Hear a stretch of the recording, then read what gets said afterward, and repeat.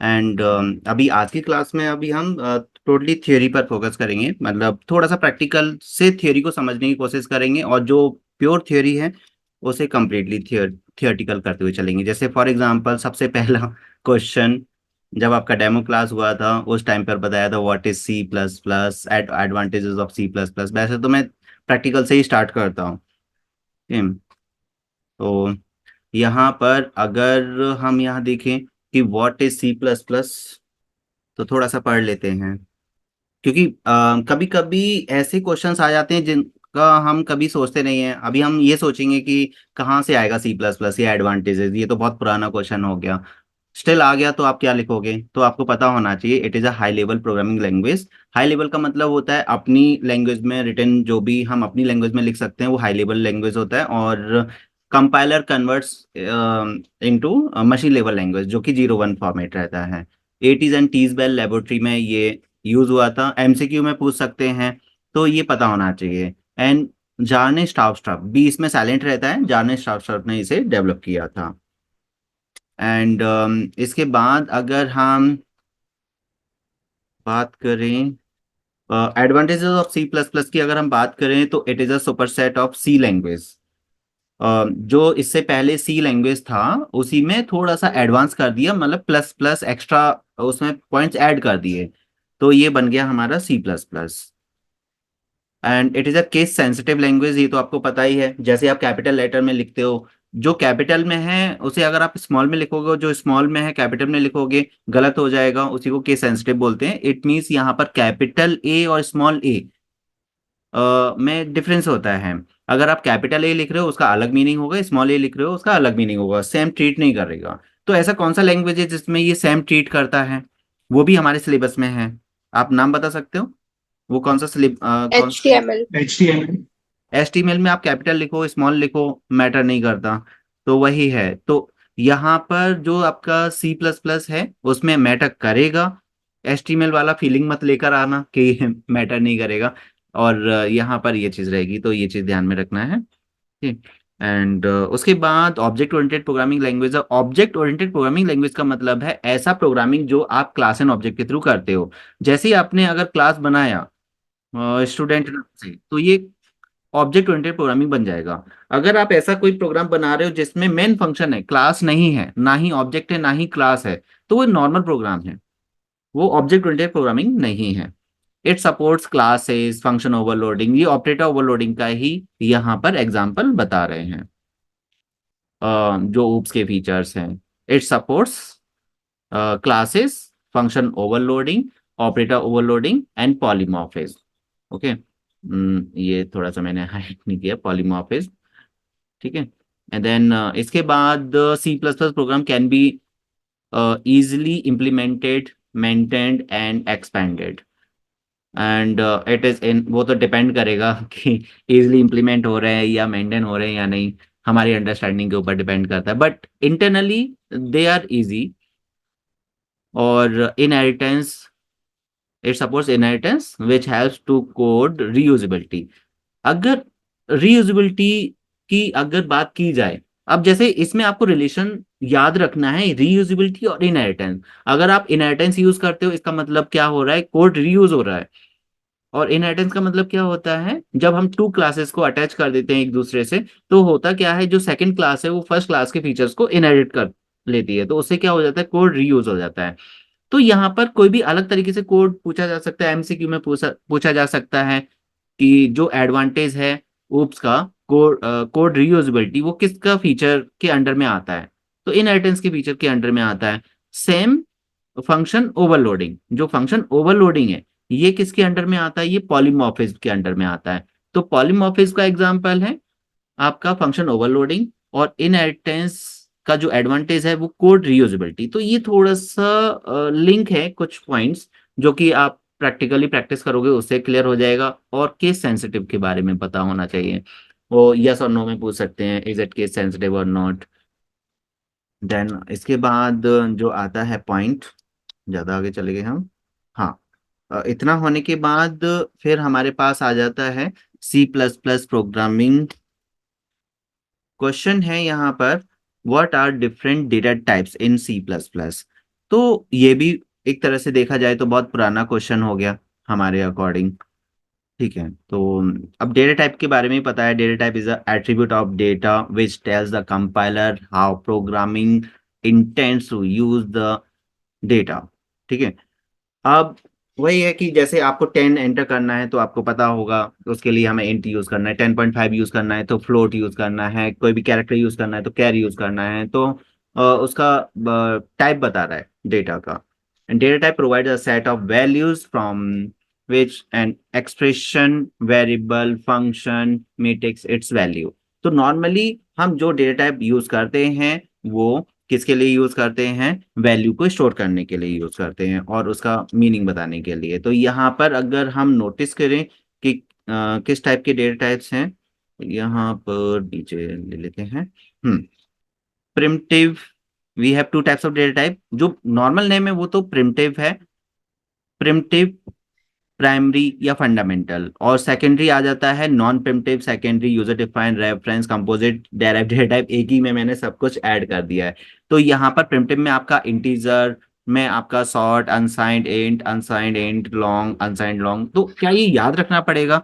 तो ऐसा कुछ ज्यादा याद नहीं रखना है, केवल इंट के बारे में याद रखिए, बाकी का अपने आप याद हो जाएगा। अनसाइंड नाम से भी पता चल रहा है, अनसाइंड मतलब उसमें साइन नहीं होगा। और अनसाइंड लॉन्ग भी है, अनसाइंड शॉर्ट भी है, एंड नॉर्मल सॉर्ट है। नॉर्मल सॉर्ट एंड नॉर्मल जो इंट है उसमें दोनों आ जाएंगे। And float, double, long double, char और वाइड। वाइड क्या होता है? ब्लैंक डेटा टाइप हम बोल सकते हैं वाइड को। एंड फिर हम बात करते हैं यहाँ पर जो हमारा न्यूमेरिक डेटा टाइप्स में आ जाती हैं सभी, और कैर एंड वॉइड आ जाता है नॉन न्यूमेरिक डेटा टाइप्स में। अगर हम नॉन प्रिमिटिव डेटा टाइप की बात करें तो इसमें function, structure, array, pointer, class, ये सब कुछ आ जाएगा। तो इतना डेटा टाइप के बारे में थोड़ा सा बेसिक इन्फॉर्मेशन आपको पता होना चाहिए। फिर enlist the basic data types used in C plus plus with the size data, इसमें सब कुछ आ जाएगा। तो यहाँ एक पूरा टेबल है जो आपको याद रखना है। कैसे याद रखोगे वो आप देख लेना। मेन तो नॉर्मली इंट के बारे में, लॉन्ग के बारे में, फ्लोट एंड कैर के बारे में पूछा जाता है। बाकी का तो थोड़ा सा आपको कैसे याद करोगे वो थोड़ा देख लेना। यहाँ पर अगर नोटिस किया जाए तो ज्यादातर मैं अपने अकॉर्डिंग बता देता हूँ कि क्या पूछा जाता है। एक तो सॉर्ट के बारे में वो पूछते हैं, तो ये 1 बाइट है। आपको दोनों चीजें याद नहीं रखनी, बस एक रिलेशन याद रखना है। 1 byte is equal to 8 bit. ये तो हम माइक्रो प्रोसेसर में भी पढ़ चुके हैं ऑलरेडी, ये रिलेशन याद रहता है। तो अगर आपने केवल बाइट बाइट का फॉर्मेट याद कर लिया, केवल ये सॉर्ट का याद करना है। इधर इंट 2 बाइट्स लेता है और 4 बाइट्स भी होता है। अब वो डिपेंड करेगा कि 32 बिट कंपाइलर है या 64 बिट कंपाइलर है। बट एग्जाम में हमें क्या लिखना है वो भी हमें समझना होगा थोड़ा सा, वो मैं बताऊंगा आपको। एंड लॉन्ग 4 बाइट्स लेता है, फ्लोट आपका 4 बाइट्स लेता है, एंड जो डबल है वो 8 बाइट्स लेता है। लॉन्ग डबल अगर कर दिया तो 10 बाइट्स आएगा। और कैर 1 बाइट लेता है। तो ये याद रखना है। साइज आप स्किप कर सकते हो, साइज देखना। अगर पास्ट ईयर्स के क्वेश्चंस में आया है तो आपको याद करना है, अगर नहीं आया है तो याद नहीं करना है। अदरवाइज साइज तो पूछ जाता है। रेंज आप याद करोगे नहीं करोगे वो आप देख लेना। बट इसमें ज्यादातर जो मैंने यहाँ पर टिक किया है केवल उतना ही याद कीजिए, पूरा याद करने की जरूरत नहीं है। वो केवल समझाने के पर्पज से इतना दे दिया है। अब जैसे एग्जाम में ही ये क्वेश्चन आ गया तो इसमें क्या हमें ये सभी डेटा टाइप लिखने पड़ेंगे? तो वो जरूरत नहीं है। इसमें से जो कुछ नेसेसरी डेटा टाइप्स हैं केवल उतना लिखिए। अब मैंने पूरा चार्ट इसलिए बना दिया है, अगर कोई बच्चा लिखना चाहे तो वो लिख सकते हैं। यहाँ पर short, int, long, float, double and char, 1 2 3 4 5 6, ये 6 डेटा टाइप लिखिए और ज्यादा लिखने की जरूरत नहीं।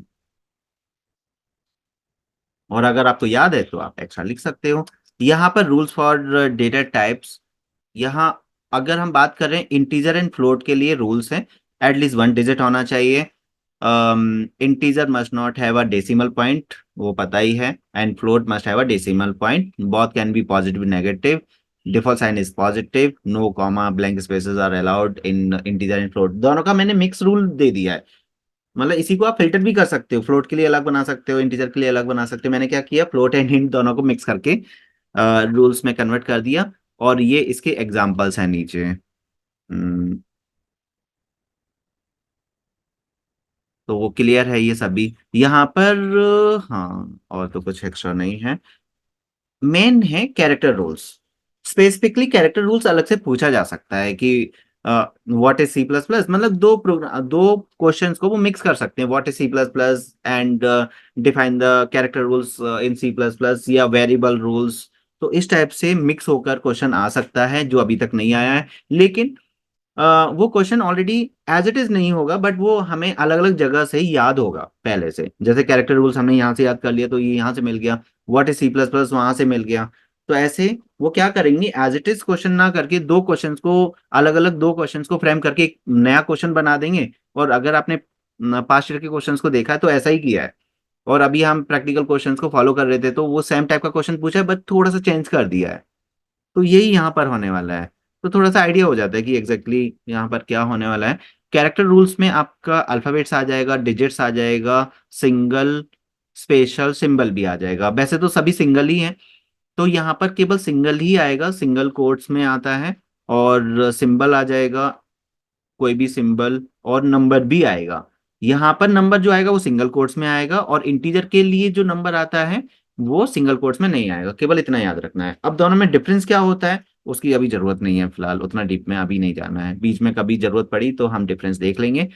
बट डिफरेंस होता है, यहाँ पर जो आप इंटीजर में टू लिखोगे वो अलग है, और यहाँ पर जो आप टू लिखोगे दैट इज डिफरेंट।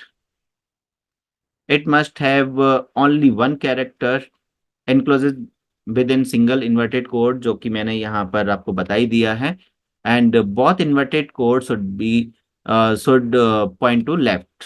ये जो लेफ्ट वाला पॉइंट है ये केवल लिखने के लिए आप करो। नॉर्मली तो आपको ऐसे ही लिखना है। अगर आपने ऐसे लिख दिया तो मार्क्स कट नहीं होंगे।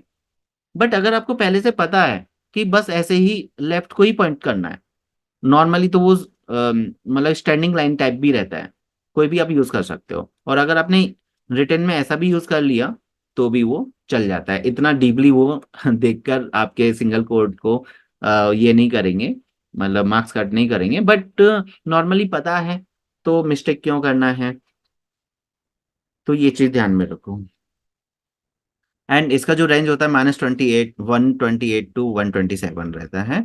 और ये इसके एग्जांपल्स हैं।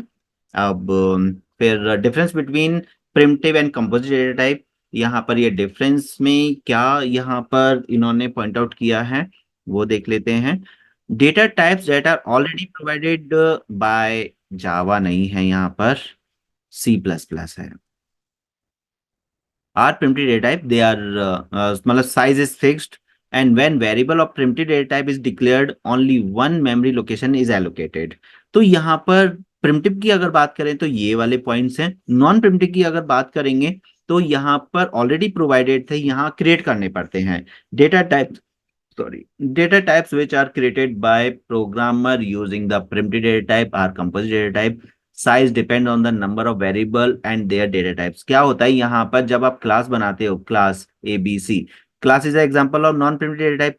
तो यहाँ पर जो भी आप वेरिएबल दोगे, इंट ए, आपने जितने वेरिएबल दिए वो उसका साइज बन जाता है। और एक आपने फ्लोट दे दिया, तो जितना आप यहाँ वेरिएबल दोगे वही उसका ABC का साइज बन जाएगा। तो प्रिडिक्टेबल, मतलब फिक्स नहीं है, चेंजेबल है। जो जितना हम उसे यूज करेंगे उतना उसका साइज बन जाएगा। When variable of a class is declared, memory allocated में वेरी। वही सेम मेमोरी जो है उसके डिफरेंट डिफरेंट एलोकेशन होंगे, साइज एलोकेट अलग अलग होगा, मेमोरी भी आपका एलोकेशन डिफरेंट डिफरेंट होगा। अब बात आती है यहाँ पर नेक्स्ट क्वेश्चन की। ये इसमें तो मैंने याद करना भी बताया था आपको कि याद कैसे करेंगे। जैसे यहाँ पर इंसर्शन और एक्सट्रैक्शन ऑपरेटर का भी वो थियोरेटिकली पूछ सकते हैं, what is insertion operator, extraction operator. तो अभी आज की क्लास में ये हो गया। मैं इसे रिकॉर्ड स्टार्ट किया था या नहीं? हाँ, रिकॉर्ड चल रहा है। ये बहुत सारे यूट्यूबर्स के लिए या टीचर्स के लिए और भी बहुत सारी चीजें होती हैं। कभी कभी क्या है, मैं भी भूल चुका हूँ, कम से कम 5-6 टाइम ऐसा भूल चुका हूँ कि रिकॉर्डिंग मैंने चालू नहीं किया और रिकॉर्ड कर लिया, बाद में पता चला रिकॉर्डिंग चालू नहीं किया। इसलिए मैं बार बार चेक कर लेता हूँ कभी कभी, क्योंकि अभी हम ये नहीं कर सकते, हमारे पास टाइम ही नहीं है कि दोबारा से मैं रिकॉर्ड करूँ और फिर आपको सेंड करूँ। तो अभी मैं क्या करूँगा, ये रिकॉर्डिंग आपको सेंड भी कर दूंगा ऑन यूट्यूब, और वहां से एक बार दोबारा से इसे रिकॉल कर लेना 2x स्पीड पर। अगर क्वेश्चन इंसर्शन और एक्सट्रैक्शन ऑपरेटर से रिलेटेड आता है तो गलत नहीं होना चाहिए। यहाँ पर जो आप सीन के लिए यूज करते हो और जो सी आउट के लिए यूज करते हो, सी आउट के लिए जो यूज करते हो वो इंसर्शन ऑपरेटर है, और सीन में यूज करते हो वो एक्सट्रैक्शन ऑपरेटर है। जबकि फीलिंग उल्टा हो रहा है, यहाँ जो फील हो रहा है वो उल्टा हो रहा है, यहाँ इंसर्शन होना चाहिए, यहाँ एक्सट्रैक्शन होना चाहिए। बट आपको एज अ जो फील हो रहा है उसी को आपको उल्टा करना है। तो यहाँ पर हो जाएगा एक्सट्रैक्शन, यहाँ हो जाएगा इंसर्शन। तो insertion operator is called insertion of, sorry, ये double less than operator is called insertion operator, it is also called put to. इसका दूसरा नाम भी याद कर लो, ये नहीं बताया था मैंने पुट टू वाला point. Put to operator, it is use to print the variable value and message in output screen. तो यहाँ पर मैंने बहुत ही सिंपल तरीके से लिखा है। अगर यही चीज अगर आप टीपीएस या किसी और बुक में देखोगे तो थोड़ा कंफ्यूज हो जाओगे।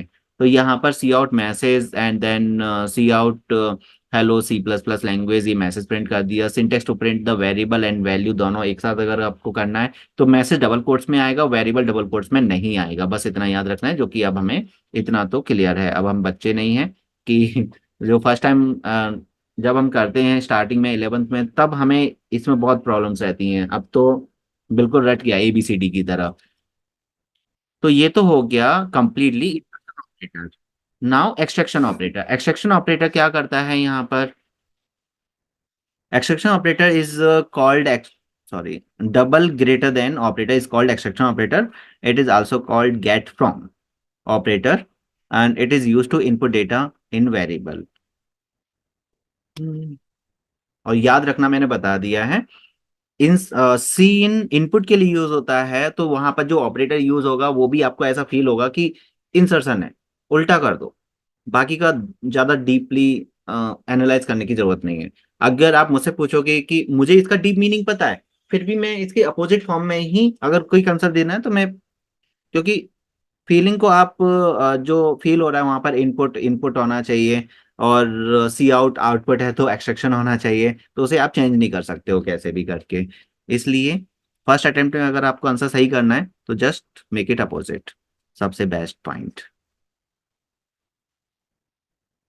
General structure of C plus plus program, तो यहाँ पर जनरल स्ट्रक्चर में आपके 4 सेक्शंस आ जाएंगे। पहले सेक्शन में आपका हेडर फाइल है, फिर यहाँ पर class name, data member, member function. और यहाँ ये चीज याद रखना, जब भी आप क्लास बनाओगे, जब आप void main लिखते हो, void main, तब हम कर्ली ब्रैकेट में सेमीकोलन नहीं लगाते। केवल एक ही जगह ऐसी है जहां पर आप सेमीकोलन लगाते हो, क्लास के एंड होने के बाद। तो अगर कहीं पर भी आप एग्जांपल दे रहे हो, और ये टीचर कैच भी करता है क्योंकि उसे पता है कि जनरली ज्यादातर स्टूडेंट जो है ये सेमीकोलन मिस करते हैं, क्योंकि ब्रैकेट के बाद सेमीकोलन आता ही नहीं है। बट क्लास की ब्रैकेट के बाद सेमीकोलन आता है, ये चीज आपको याद रखना है। एंड यहाँ पर 4 सेक्शन में क्या क्या होगा? इंक्लूड फाइल होगा, क्लास डिक्लेरेशन होगा, फंक्शन डिक्लेरेशन होगा, एंड मेन फंक्शन होगा। तो यहाँ पर आपका हेडर फाइल डिक्लेरेशन हो गया, क्लास हो गया जिसमें आपका मेंबर फंक्शन एडिटर मेंबर हो गया, फिर मेन फंक्शन हो गया। ओके। एंड यहाँ मेन फंक्शन में ऑब्जेक्ट डिक्लेयर करेंगे और फंक्शंस की कॉलिंग करेंगे, जो कि हमने अभी क्लास एंड ऑब्जेक्ट वाला उतना किया नहीं है। मतलब पहले किया है, अभी रिसेंटली कल की क्लास में नहीं किया है, उससे पहले तो हमने ये काफी किया है। अब यहाँ पर कंप्लीटली मैंने मीनिंग बता दिया है। हैज इंक्लूड क्या है? It is a pre processor directive, it has to include header file in our program. आपको फर्स्ट डेमो क्लास का पॉइंट याद आ गया होगा। And header file, it is a pre defined file having dot h extension. तो dot h extension है इसका, जिससे कि हमें ये पता चलता है कि ये हेडर फाइल है। मैं थोड़ा जल्दी जल्दी बोलने की कोशिश कर रहा हूँ, इसलिए मैं थोड़ा सा अटक रहा हूँ या मेरा टंग स्लिप हो रहा है। और अब वो तो करना ही पड़ेगा, अभी स्लोली स्लोली हम जाएंगे तो बहुत प्रॉब्लम हो जाएगी। इसलिए थोड़ा सा मैं फास्ट जा रहा हूँ। It stores the definition of the predefined function of C plus plus language. It stored in include folder. ये मैंने सब कुछ प्रैक्टिकली दिखाया था आपको। ऐसा कोई बच्चा नहीं होगा इसमें जिसको मैंने ये चीज दिखाई नहीं है practically. Class and object. Class is a user defined data type. अब देखो क्लास की जो डेफिनेशन है अलग अलग बुक में आपको अलग अलग मिलेगा, तो आप यहाँ से याद करो, यहाँ टू इन वन हो जाएगा। आप एक याद करोगे दूसरा अपने आप याद हो जाएगा। क्या दूसरा याद हो जाएगा? जो क्लास का डेफिनेशन होता है वही एनकैप्सुलेशन का डेफिनेशन होता है।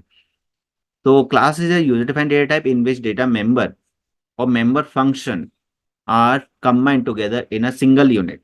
It is also called data encapsulation। तो इसी को डेटा एनकैप्सुलेशन बोलते हैं। यही आपका क्लास का डेफिनेशन है। दोनों दोनों चीज एक ही है। ऑब्जेक्ट क्या है? Object is a instance of a class that is capable of holding actual data in memory location. All objects of a same class have same property and function। जैसे आपने एक क्लास बनाया, उसके 5 ऑब्जेक्ट्स बनाए, तो एक ऑब्जेक्ट के अंदर जितने फंक्शंस होंगे, डेटा मेंबर्स होंगे, वही सेकंड ऑब्जेक्ट के अंदर होंगे, वही थर्ड ऑब्जेक्ट के अंदर होंगे। जैसे फॉर एग्जांपल आपने int A comma B comma सी बनाया, तो जो कैपेबिलिटी इसकी है 1 बाइट ले 2 बाइट लेने की, वही कैपेसिटी इसकी है, वही कैपेसिटी इसकी है। ऐसा नहीं अलग अलग होंगे। तो ऐसे ही अगर हम मल्टीपल ऑब्जेक्ट्स बनाएंगे तो उनका सेम प्रॉपर्टी सेम फंक्शंस होंगे उन सभी ऑब्जेक्ट्स के साथ। एंड वॉइड का मतलब होता है it does not return any value. And main function is a special function from where program execution start. तो इतना हमारा हुआ। अगर डाउट है कुछ भी तो पूछ सकते हो। चलो मैं टाइम दे दूं आपको कुछ पूछने के लिए। इतना जो हमने डिस्कस किया, इससे इसके रिगार्डिंग अगर कोई डेफिनेशन या कुछ समझ में नहीं आया हो वो पूछ सकते हो। फिर आ जाता है procedure oriented programming and object oriented programming में डिफरेंस क्या है। Okay, POP and double OP में डिफरेंस क्या है। तो सबसे पहले प्रोसेस ओरिएंटेड प्रोग्रामिंग को देख लेते हैं। प्रोसेस ओरिएंटेड प्रोग्रामिंग में क्या क्या पॉइंट्स हैं। यहाँ पर process oriented programming paradigm focuses on the breaking down programming task into collection of small module known as subroutines या functions। तो नॉर्मली क्या होता है, टास्क को फंक्शंस में डिवाइड कर दिया जाता है, मल्टीपल फंक्शंस में डिवाइड कर दिया जाता है, और उसी को हम object sorry process oriented programming बोलते हैं। प्रोसीजर्स का मतलब होता है फंक्शन। तो एक आपके पास बड़ा सा टास्क है, 20 लाइन्स का, 5 5 लाइन्स का, आपने कोड को डिवाइड कर दिया फंक्शंस में। तो ये प्रोसीजरल ओरिएंटेड प्रोग्रामिंग हो गया। And it follows top down approach. कि यहाँ पर आपने देखा होगा, जैसे अभी बात चल रही थी कि जो मेन फंक्शन है वॉइड मेन, आप बोल ही रहे थे कि सर वो फंक्शन का डेफिनेशन ऊपर लिख दो। तो मैंने स्पेसिफिकली बोला था कि मेरे सभी प्रोग्राम में नीचे लिखा हुआ है, क्योंकि मेन फंक्शन को हमें टॉप पे रखना होता है, क्योंकि ये टॉप डाउन अप्रोच को फॉलो करता है। ऊपर आप लिख सकते हो, कोई प्रॉब्लम नहीं है, लेकिन ऊपर जो है जावा में लिखते हैं या एनी अदर लैंग्वेजेस में जहां पर बॉटम अप अप्रोच फॉलो होता है, वहां पर मेन फंक्शन को हम बिल्कुल लास्ट में रखते हैं। But in C plus plus main function बिल्कुल टॉप पर होना चाहिए। बस हेडर फाइल उसके ऊपर होती है, बट मेन फंक्शन जो है हमेशा टॉप पर ही रहता है। It follows top down approach. नहीं तो ये वाला पॉइंट फिर गड़बड़ हो जाएगा अगर आपने फंक्शंस को ऊपर डिफाइन कर लिया। It uses the procedures procedures to operate on data. Procedures मतलब फंक्शंस डेटा को ऑपरेट करने के लिए। It doesn't have any access specifier. जो पब्लिक प्राइवेट प्रोटेक्टेड अभी जो उप्स में आएगा, पब्लिक प्राइवेट एंड प्रोटेक्टेड, ये वर्ड्स आएंगे, ये जो है एक्सेस स्पेसिफायर्स हैं, तो ये अलाउ नहीं होते यहाँ पर। प्रोसीजरल ओरिएंटेड प्रोग्रामिंग में अलाउड नहीं होते। तो ये पहले मैंने यहाँ पर, और यहाँ पर पीओपी में आपका ओवरलोडिंग भी अलाउड नहीं होता। Doesn't provide the data hiding. तो सिक्योरिटी कम होती है यहाँ पर। एंड इसके जो एग्जांपल्स हैं उसमें आलगोल, कोबोल, बेसिक, पास्कल, सी लैंग्वेज, ये सब आ जाएगा। अब बात आती है ऑब्जेक्ट ओरिएंटेड प्रोग्रामिंग की। अगर हम ऑब्जेक्ट ओरिएंटेड प्रोग्रामिंग के बारे में बात करें तो टोटली इसकी चीजें उल्टी हो जाएंगी। ये काफी यूजर फ्रेंडली है। यूजर फ्रेंडली का मीनिंग यहाँ पर क्या हो गया कि डेली लाइफ से रिलेटेड है। आपने देखा इसमें इनहेरिटेंस का कॉन्सेप्ट यूज होता है, फ्रेंड फंक्शन यूज होता है, फ्रेंड क्लास यूज होता है, तो सब चीज फ्रेंडली नेचर से रिलेटेड है। और जो भी आप डेली लाइफ में काम करते हो उससे रिलेटेड इसके फीचर्स है। इनहेरिटेंस का फीचर है वो भी डेली लाइफ से रिलेटेड है। And powerful approach to solve the basic to difficult problems. It bundles the data, methods and methods together in a single unit, which is known as encapsulation. Again वही definition हो गई encapsulation की यहाँ पर। And it follows bottom up approach. Bottom up approach का मतलब है कि जो मेन फंक्शन होगा वो लास्ट में होगा। अब देखो इसी सी प्लस प्लस में जो मेन फंक्शन है वो हम लास्ट में रखेंगे। आपने देखा होगा जब भी मैंने क्लास एंड ऑब्जेक्ट का प्रोग्राम बनाया है, क्लास पहले होगा, मेन फंक्शन लास्ट में होगा। नॉर्मल फंक्शन का प्रोग्राम बनाया है तो उसमें मेन फंक्शन पहले है, बाकी फंक्शंस लास्ट में है। लेकिन क्लास एंड ऑब्जेक्ट में एक भी मेन फंक्शन बिल्कुल क्लास के ऊपर नहीं होगा, क्लास के बाद ही है। आप देखना जितने भी प्रोग्राम, अभी कल हमने 3 प्रोग्राम्स किए थे, उन सभी में मेन फंक्शन हमने सबसे लास्ट में लिखा था। That's why it is called bottom up approach, क्योंकि स्टार्ट तो मेन फंक्शन से होगा।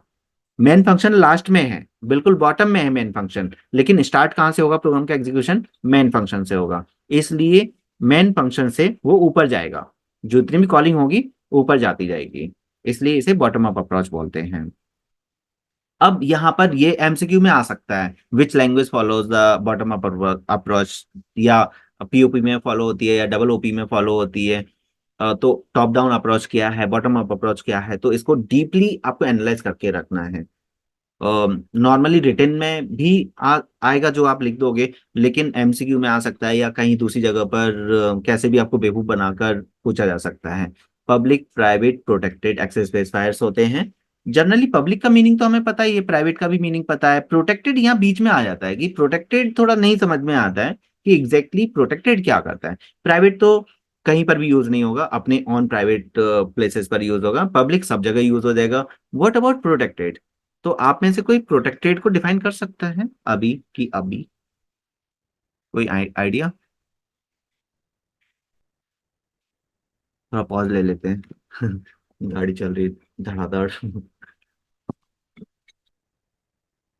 किसी को कोई आइडिया नहीं है तो मैं बता देता हूँ। प्रोटेक्टेड वर्ड जो यूज होता है वो इनहेरिटेंस में यूज होता है, जब भी हम दो क्लासेस बनाते हैं और पेरेंट क्लास का डेटा मेंबर चाइल्ड क्लास में अगर आपको यूज करना है, मतलब रिलेटेड क्लास में अगर आपको यूज करना है, तो प्रोटेक्टेड यूज होगा। मतलब इसकी लिमिटेशन है, ये दूसरी जगह यूज हो रहा है, लेकिन जैसे आप अपनी कोई चीज दे रहे हो तो किसी फ्रेंड को दे रहे हो तो प्रोटेक्टेड है, किसी को भी दे रहे हो तो पब्लिक है, और किसी को नहीं दे रहे हो तो वो प्राइवेट है। समझो, मैं दोबारा रिपीट कर देता हूं। आपके पास एक पेन है, आप किसी को भी दे सकते हो, वो पब्लिक हो गया।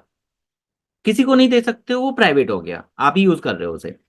लेकिन आप अपने किसी फ्रेंड को दे रहे हो, अपने किसी ब्रदर सिस्टर किसी को भी दे रहे हो, तो वो प्रोटेक्टेड हो गया।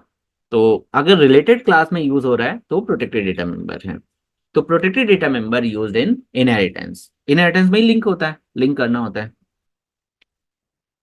इसके बाद object oriented programming follows the some special feature like polymorphism, inheritance, data hiding, ये सब चीज यूज होगा इसमें। Overloading is a possible in the form of function overloading, operator overloading. यहाँ पर दो चीजें आती हैं, function overloading, operator overloading. Function overloading थोड़ा प्रैक्टिकली है, but operator overloading practical implementation नहीं है। प्रैक्टिकल मतलब जो, मैं ये नहीं बोलूंगा प्रैक्टिकल इंप्लीमेंटेशन नहीं, लेकिन थियरी एग्जाम में प्रैक्टिकल इंप्लीमेंटेशन नहीं है। प्रैक्टिकल एग्जाम में फंक्शन ऑपरेटर ओवरलोडिंग का एक प्रोग्राम हमने प्रैक्टिस भी किया होगा या नहीं किया होगा वो देखना। तो ऑपरेटर ओवरलोडिंग का प्रोग्राम रहता है, तो किसी कॉलेज में होता है किसी कॉलेज में नहीं होता है, सब अलग अलग फाइल्स बनती हैं उनकी।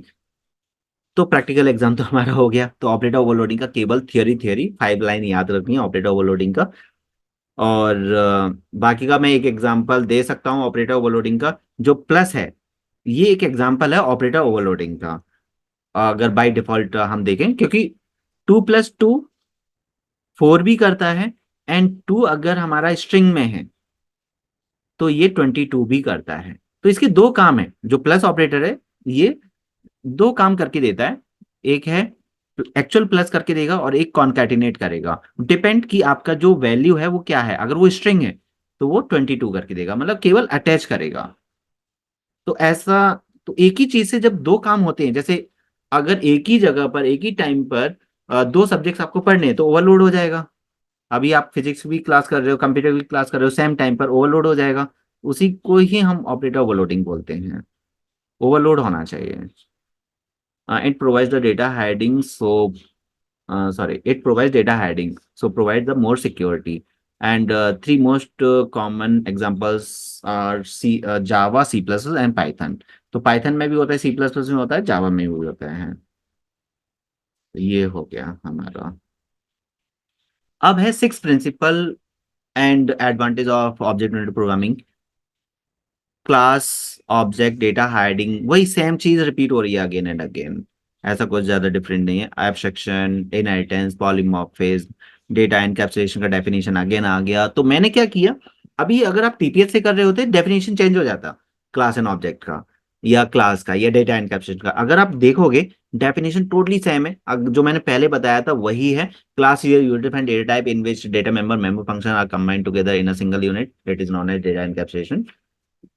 इसलिए यहां से अगर आप करोगे तो बहुत जल्दी जल्दी आपको चीजें याद हो जाएंगी, रिवीजन हो जाएगा। प्राइवेट मेंबर्स जैसे मैंने अभी बताया can not access outside, it is known as data hiding. तो अगर आप की कोई प्राइवेट चीज है और उससे कोई यूज नहीं कर पा रहा है तो एक तरह से वो क्या हो रहा है, हाइड हो रहा है। And object is instance variable of a class, ये भी वही सेम मैंने डेफिनेशन अगेन कॉपी किया है। Class and object are related to each other in the same way as data type and variable. देखो इस लाइन को समझते हैं। यहां पर ये जो लास्ट में लाइन लिखा है वो क्या है, जब आप लिखते हो इंट ए और जब आप ऑब्जेक्ट बनाते हो, ऑब्जेक्ट कैसे बनाते हैं, स्टूडेंट, स्टूडेंट नाम से एक क्लास है और आपने ऑब्जेक्ट बनाया, ऐसा थोड़ा थोड़ा याद हो आ रहा होगा। जब आपको ऑब्जेक्ट बनाना है, ये स्टूडेंट जो है क्लास का नाम है और ओबीजे ऑब्जेक्ट है। तो ये जो ए है वो इसकी तरह ट्रीट करेगा और जो इंट है वो इसकी तरह ट्रीट करेगा। इंट क्या है, डेटा टाइप, तो स्टूडेंट भी क्या है, डेटा टाइप। दोनों में डिफरेंस ये है कि ये प्री डिफाइन है और ये यूजर डिफाइंड है। ये हमने डिफाइन किया है, कोई भी नाम ले सकते हैं यहाँ पर। जो प्री डिफाइंड है वही नाम ले सकते हो, लाइक कैर ले सकते हो, इंट ले सकते हो, फ्लोट ले सकते हो, सॉर्ट ले सकते हो। ये जो है यहाँ पर, ये भी कोई भी नाम हो सकता है, यहाँ पर भी कोई भी नाम हो सकता है। तो ऐसा ये बोलने की कोशिश कर रहे हैं कि जो वेरिएबल होता है वो ऑब्जेक्ट की तरह ट्रीट करता है, जो डेटा टाइप होता है वो आपका यूजर डिफाइंड डेटा टाइप की तरह ट्रीट होता है। क्लास जो है, क्लास का जो नाम है वो आपका डेटा टाइप की तरह ट्रीट होगा और जो ऑब्जेक्ट है वो वेरिएबल की तरह ट्रीट होगा। बस ये इनका मीनिंग है डीपली। ऐसा ज्यादा जल्दी जल्दी तो नहीं हो रहा है, इतना तो करना ही पड़ेगा आप थियोरी में, और क्या समझना है डीपली। एब्स्ट्रैक्शन अगर देखा जाए, what is abstraction? Abstraction is the act of representing essential feature without getting into complexity of the system। जैसे यहां पर भी ऐसा ही हो रहा है। अगर मैं आपको बात करूं ना कि 2 दिन के बाद एग्जाम आपको देना है, मतलब परसों एग्जाम देना है, तो आप इस फीचर को यूज कीजिए, आपके बहुत काम आने वाला है। लेकिन हम इस फीचर को यूज नहीं करते एग्जाम में स्टडी के लिए। वैसे एट द एंड आप एग्जाम से एक दिन पहले तो इसी फीचर को यूज करना पड़ता है, क्योंकि ये क्या कर रहा है, असेंशियल फीचर्स को यूज कर रहा है without using background detail. Background detail में क्या हो गया, ऐसे बहुत सारे क्वेश्चंस हैं आपके टीपीएस में या आरडी स्पीकर बुक में जो एग्जाम में नहीं आने वाले और हमें नहीं पता, फिर भी हम उनके पीछे लगे हुए हैं। अब जैसे कार के बारे में सपोज यहाँ पर है, we know how to drive a car but we don't know the mechanism that makes the car moves.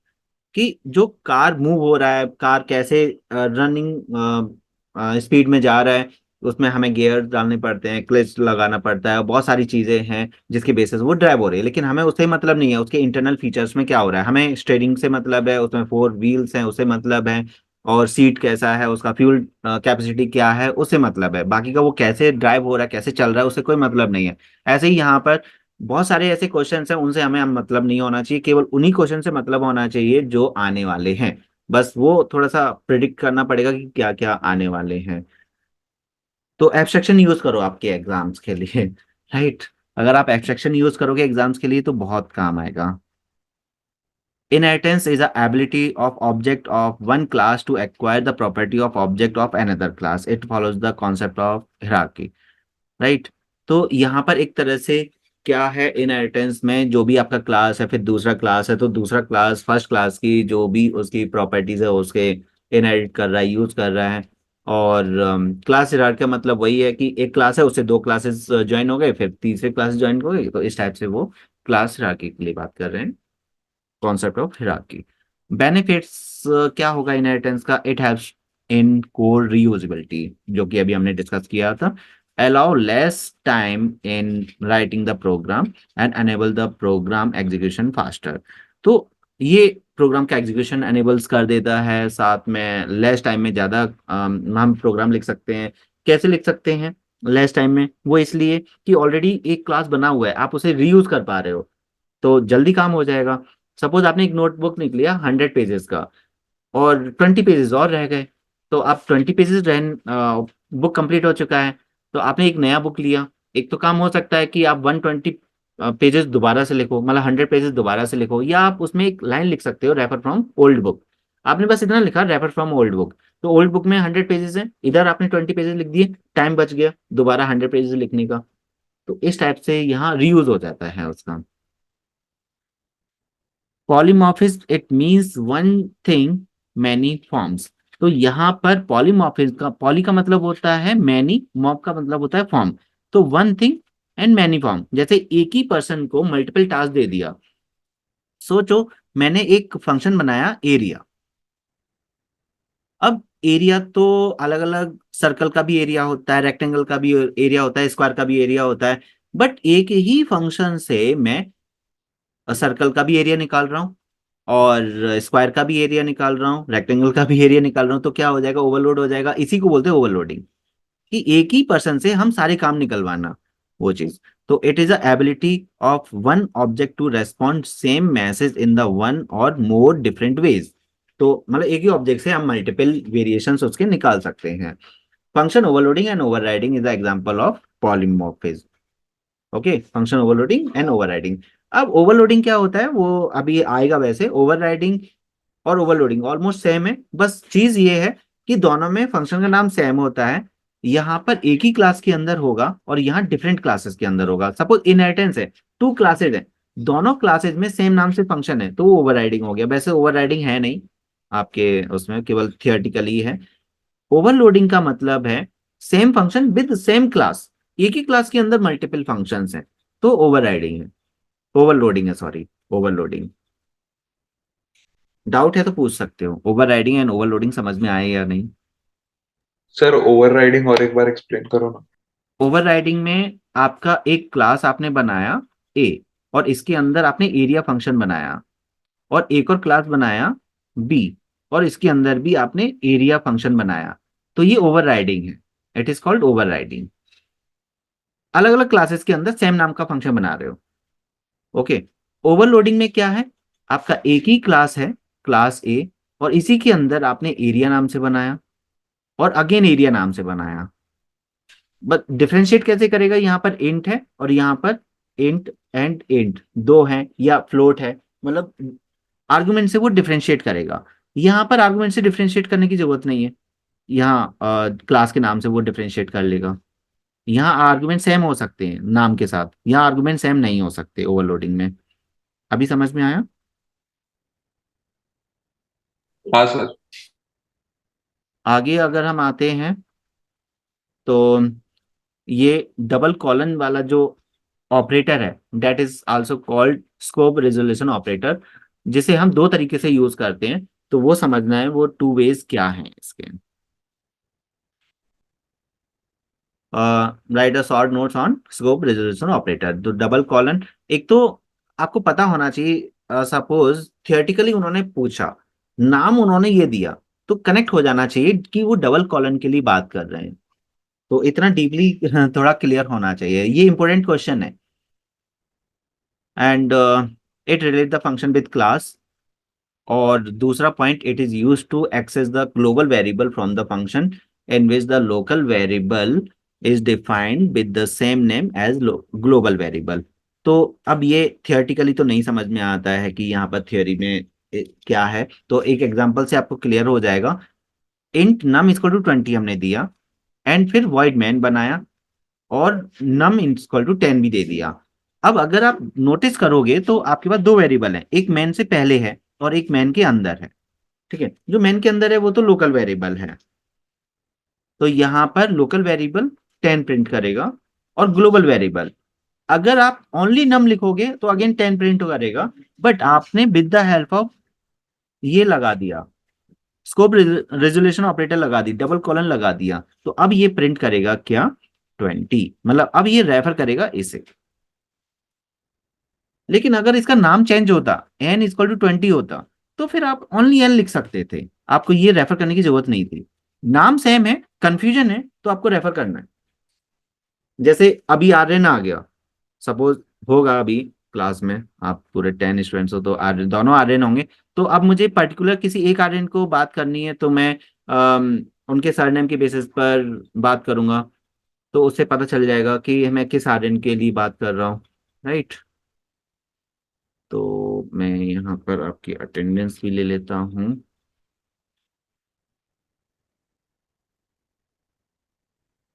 ठीक है, आगे चलते हैं। इतना समझ में आ गया ये डबल कॉलन ऑपरेटर के बारे में। ये इंपॉर्टेंट है, अभी एग्जाम्स के लिए ये आ सकता है। वही ज्यादातर जो क्वेश्चंस मैंने लिए हैं वो सब एग्जाम में आए हुए क्वेश्चंस हैं। अब बात आती है ये वाला पॉइंट। वो तो हो गया लोकल ग्लोबल की बेसिस पर। और ये है, हमने एक क्लास बनाया, उसमें दो डेटा मेंबर दिए और एक फंक्शन दिया। और उसका जो डेफिनेशन है वो हम बाहर लिख रहे हैं, क्लास के बाहर लिख रहे हैं। जब हम क्लास के बाहर लिखते हैं तो क्लास का नाम और ये ऑपरेटर लगाना होता है। इससे हमें ये पता चल रहा है कि जो इनपुट फंक्शन है वो किस क्लास का है, स्टूडेंट क्लास का है। अगर आप घर के अंदर हो तो आपको बताने की जरूरत नहीं है कि आपके फादर का नाम क्या है, मदर का नाम क्या है। लेकिन जब आप घर से बाहर निकल चुके हो तो आपको बताना पड़ेगा, ये आइडेंटिफाई करने के लिए कि आप कौन हो। तो वही है कि यहाँ पर हम यहाँ पर क्लास के बाहर हैं तो हमें बताना पड़ रहा है। और फिर हम इसका डेफिनेशन लिखेंगे, जैसा भी इसका डेफिनेशन होगा। तो ये हो गया। तो इस टाइप का प्रोग्राम हम डिस्कस करेंगे क्लास एंड ऑब्जेक्ट में, तो और क्लियर होगा। क्लास एंड ऑब्जेक्ट की सर ये जब हम, हाँ बोलो। सर ये जब थ्योरी पूछेंगे तो हमको एग्जांपल्स लिखने हैं क्या? हाँ, जो मैंने एग्जांपल दिया है तो इस टाइप से एग्जांपल लिखना पड़ेगा। इससे पहले जो एग्जांपल है वो भी लिखना पड़ेगा। मैं भी तो लिख रहा हूँ ना अच्छा यहाँ पर, केवल सर, थियोरी। हम्म। दोनों एग्जांपल्स लिखने पड़ेंगे। हाँ, ये दोनों ही एग्जांपल लिखो, वो डिपेंड। वैसे तो 3 मार्क्स में ही आएगा, तो 3 मार्क्स में दोनों एग्जांपल्स लिखो, क्योंकि ज्यादा लिखने के लिए भी नहीं है। केवल स्टार्टिंग में जो लाइन, एक्चुअली ये अभी आपको ज्यादा इसलिए लग रहा है मैंने बहुत बोल्ड किया हुआ है, बहुत बड़ा किया हुआ है, इसलिए। नहीं तो अगर आप थियोरेटिकली लिखोगे तो ये 2 लाइन में समअप हो जाएगा। तो थोड़ा सा बड़ा तो करना पड़ेगा ना आपको 3 मार्क्स के लिए। ओके, तो दोनों ओके सर, हाँ। नेसेसरी हैं। अब यहाँ पर दो क्वेश्चंस को मिक्स कर दिया है। Use of scope resolution operator, जो कि अभी हम डिस्कस कर रहे थे, मेमोरी मैनेजमेंट ऑपरेटर के भी एग्जांपल यहाँ पर बताना है कि memory management operators in C plus plus. तो ये मेमोरी मैनेजमेंट ऑपरेटर्स कौन से होते हैं? क्या आप एग्जांपल बता सकते हो कि कौन से होते हैं? कुछ आइडिया है ऐसा? मतलब अभी आप प्रिपरेशन कर रहे होगे तो शायद पढ़ा हो आपने। रेफर प्रीवियस आंसर जो अभी मैंने, मतलब हाफ के लिए तो ये रेफर कर सकते हो। दूसरा मैं नेक्स्ट वाला बता रहा हूँ अभी, C plus provide the following two memory management operator. याद आया कुछ? मतलब मैंने शायद इस टाइप से बताया नहीं है, बट आपने शायद थियोरेटिकली पढ़ा हो कहीं और आपको अगर याद आ गया हो। नहीं, कंटिन्यूअस सर, नॉन कंटिन्यूअस। नहीं वो आप तो वहां चले गए। आप कहाँ पर? ऑपरेटिंग सिस्टम में। वो नहीं है। अब हम सी प्लस प्लस में है तो सी प्लस प्लस ही रहेगा। New and delete, new operator delete operator, ये नया रहेगा आपके लिए टोटली, ये हमने डिस्कस नहीं किया है अपनी क्लासेस में। New operator is use to allocate the memory, ये मेमोरी एलोकेट करने में हेल्प करेगा। और it returns null if the memory allocation is unsuccessful. अब जैसे मेमोरी एलोकेट तो कर रहा है लेकिन कभी कभी अनसक्सेसफुल भी होगा, तो अगर नल रिटर्न किया तो अनसक्सेसफुल है, अगर उसने कुछ वैल्यू रिटर्न किया तो वो सक्सेसफुल होगा। डिलीट ऑपरेटर नाम से ही पता चल रहा है, डी एलोकेट द मेमोरी। यहाँ पर कुछ एग्जाम्पल है, ये एग्जाम्पल भी आपके लिए नया रहेगा। जैसे मैं अभी तक जितना भी मैंने डिस्कस करके बताया है वो कभी ना कभी हमारी क्लासेस में हुआ है, लेकिन ये वाला जो पॉइंट है ये हमने नहीं किया। इसे अच्छे से डिस्कस कर लेंगे, मतलब किस टाइप से आप इसे ऑपरेट करना है। इवन हमने पॉइंटर भी नहीं किया है उतना। तो इसे अब याद कैसे रहेगा और कितना जल्दी हम इसे कैचअप कर सकते हैं, वो चीज याद रखिए। यहाँ पर मैं थोड़ा सा पॉइंटर का आइडिया दे देता हूँ कि हमने यहाँ पर कैर का स्पेशल रूल क्या होता है कि you can hold only one character. Only Y आप होल्ड कर सकते थे। अगर आपको पूरा वाईपी कंप्यूटर लिखना है तो आपको एरे बनाना पड़ता है। बट पॉइंटर एक ऐसा स्पेशल केस है, आपको एरे बनाने की जरूरत नहीं है। ये मल्टीपल कैरेक्टर्स को होल्ड कर सकता है, ये है पॉइंटर। मतलब पॉइंटर ऐसे काफी काम करता है जो इम्पॉसिबल होते हैं। अगर आपने यहाँ से एस्ट्रिक हटा, और पॉइंटर बनाते कैसे हैं? पॉइंटर बनाने का बहुत सिंपल रूल है। आपने एरे बनाया, ए बनाया, नॉर्मल वेरिएबल हो गया। आपने उसमें स्क्वायर ब्रैकेट लगा दिए तो ये एरे बन गया। अगर आपने इसमें एस्ट्रिक लगा दिया तो ये पॉइंटर बन गया, काम खत्म। बस एस्ट्रिक याद रखना है। वेरिएबल डिक्लेरेशन में जैसे ही आपने एस्ट्रिक लगाया तो क्या बन जाता है, पॉइंटर बन जाता है। तो पॉइंटर बनाना is too easy, but still हम यहाँ बोलते हैं पॉइंटर बहुत टफ है, पॉइंटर बहुत टफ है। तो वो क्या टफ है, वो एक अलग कहानी है पॉइंटर की। एंड यहाँ पर जो पॉइंटर से रिलेटेड है, वो प्रोग्रामिंग में तो हम जाएंगे नहीं, वो हमने स्किप करके रखा है अभी फिलहाल के लिए। एंड जिसे भी पॉइंटर सीखना है तो उसे मैं सिखा दूंगा अलग से। एंड तो यहाँ पर बट यही है कि पॉइंटर सबके लिए नहीं रहेगा अभी फिलहाल तो। और पॉइंटर स्पेशली टफ था, इसलिए मैंने पॉइंटर की वीडियो स्पेशली अपलोड किए थे यूट्यूब पर। बट अभी पॉइंटर में टाइम स्पेंड नहीं करना है।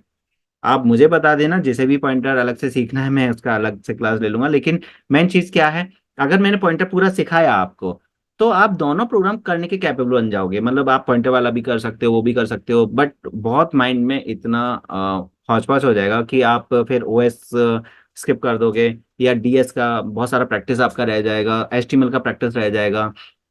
और पॉइंटर टफ इसलिए है कि जनरली यहाँ पर जो हम पॉइंटर वेरिएबल बनाते हैं एस्ट्रिक ए, तो एवरी टाइम हम एस्ट्रिक ए यूज नहीं करते। कभी हम, इसके दो तरीके हैं, एस्ट्रिक यू ए भी यूज करोगे और ओनली ए भी यूज करोगे, इसका अलग मीनिंग हो जाएगा, इसका अलग मीनिंग हो जाएगा। तो दो अलग अलग चीजें हैं यहाँ पर ऑपरेटर्स का।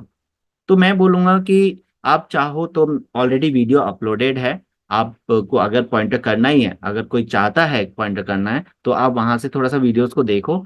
एंड फिर कोई कंफ्यूजन होगा तो मैं आपको पॉइंटर क्लियर करके दे दूंगा। बट अभी स्पेसिफिकली आप अगर ये बोलते हो कि मुझे ओएस क्लियर है, डीएस क्लियर है, एचटीएमएल क्लियर है, सी प्लस का जितना भी आपने बताया सब कुछ क्लियर है, अब मुझे पॉइंटर ही क्लियर नहीं है, तो पॉइंटर मुझे करा दो, तो मैं पॉइंटर करा दूंगा अलग से। मुझे उसमें कोई प्रॉब्लम नहीं है। बट अभी के लिए मैं पॉइंटर कितना कराऊंगा, केवल थियोरी से रिलेटेड, केवल थियोरी से रिलेटेड पॉइंटर करना है। एंड पॉइंटर को मैं इतना इजी बना देता हूँ, सभी लोग बोलते हैं कि टफ है, टफ है, टफ है। बट अगर आपने मुझसे पॉइंटर किया तो बहुत इजी हो जाता है। बट जब तक मैं करा रहा हूँ तब तक इजी रहेगा। अभी आप बोलोगे जब इतना इजी है तो आपने कराया क्यों नहीं। तो पॉइंट ये है कि मैं जब तक कराऊंगा तब तक इजी रहेगा, जैसे ही क्लास ऑफ हुआ देन अगेन आपके जो भी पॉइंट्स आपके माइंड में गए थे, जो आपने बोला yes sir, yes sir, yes sir, सबको समझ में आ गया। देन जब आप प्रोग्राम बनाओगे तो बहुत सारी गलतियां कर दोगे पॉइंटर के केस में। जब भी नया टॉपिक स्टार्ट होता है तो दो तीन नई नई बातें होती हैं उसके बारे में। जब पॉइंटर टॉपिक स्टार्ट होता है तो फाइव सिक्स मतलब डबल पॉइंट्स आ जाते हैं डिस्कस करने के लिए। जो मैं एक बार बात बता रहा होता हूँ नेक्स्ट पॉइंट में वही रॉन्ग हो जाती है पॉइंटर के केस में। लेकिन हम उनमें डिफरेंशिएट करते हुए चलते हैं। जैसे मैंने अभी स्ट्रिंग एरे मतलब कैरेक्टर एरे और इंटीजर एरे में डिफरेंस करके बताया था कल, तो वैसे ही यहाँ पर है कि बहुत सारे पॉइंट्स जो है डिफरेंट डिफरेंट हैं। चलो पहले तो ये देख लो कि हमने क्या किया। ये डेटा इसमें एंटर किया और इसका लेंथ निकाला, देखो एस्टर एलियन यहाँ पर यूज हो गया, अब ये दिक्कत नहीं देगा। फिर हमने एक कैरेक्टर दूसरा पॉइंटर बनाया और उसमें हमने मेमोरी एलोकेट कर दिया। तो आप क्या करना, इसे एज इट इज याद रखना है। जो इसमें ये पॉइंट है ना कि हमने, ये एग्जांपल आपको याद रखना पड़ेगा पॉइंटर का स्पेसिफिकली। तो इसमें जो पॉइंट है इसमें समझने जैसा कोई ऐसा पॉइंट नहीं है कि इसमें आपको ये चीज समझना है। पॉइंट बस इतना है यहाँ पर कि हमने एक स्ट्रिंग लिया, उसे पॉइंटर में स्टोर किया। अब बात यह हो रही है कि यहाँ पॉइंटर ही क्यों यूज कर रहे हैं। अभी तक जब हम स्क्रिप्ट कर रहे थे तो कर सकते हैं, पॉइंटर हम इसलिए यूज कर रहे हैं क्योंकि जो न्यू ऑपरेटर है वो पॉइंटर से ही रिलेटेड है। अगर पॉइंटर यूज नहीं करोगे तो आप इस टाइप से मेमोरी एलोकेट कर ही नहीं सकते हो। मेमोरी और पॉइंटर, जहां मेमोरी है वहां पॉइंटर आपका यूज होगा। तो हमने यहाँ पर पॉइंटर लिया, देन पीटीआर। अब देखो यहाँ पॉइंटर है तो यहाँ एस्ट्रिक आना चाहिए, देन एस्ट्रिक नहीं है तो इसका मतलब ये नहीं कि मैंने गलत किया है, ये सही है। जब भी मेमोरी की बात होगी तो हम एस्ट्रिक नहीं लगाते, वैल्यू की बात होगी तो एस्ट्रिक लगाते हैं। तो ऐसे बहुत सारे फंडे हैं यहाँ पॉइंटर के केस में जो बिल्कुल दिमाग से ऊपर निकल जाएंगे, इसलिए इसे आप इससे दूर रहो। पॉइंटर थियोरेटिकली आएगा तो पास में रहना है, प्रैक्टिकली आएगा तो बहुत दूर चले जाना है यहाँ पर।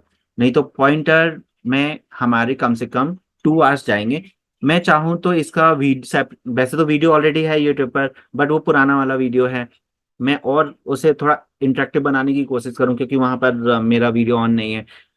मैं इसे इंटरेक्टिव बनाकर इसकी प्रैक्टिस करवा सकता हूँ, बट फिर भी मुझे पता है कि ये यूजलेस है अभी फिलहाल के लिए। केवल जितना थियोरी में बोला जाएगा पॉइंटर से रिलेटेड, केवल उतना कर लो बस।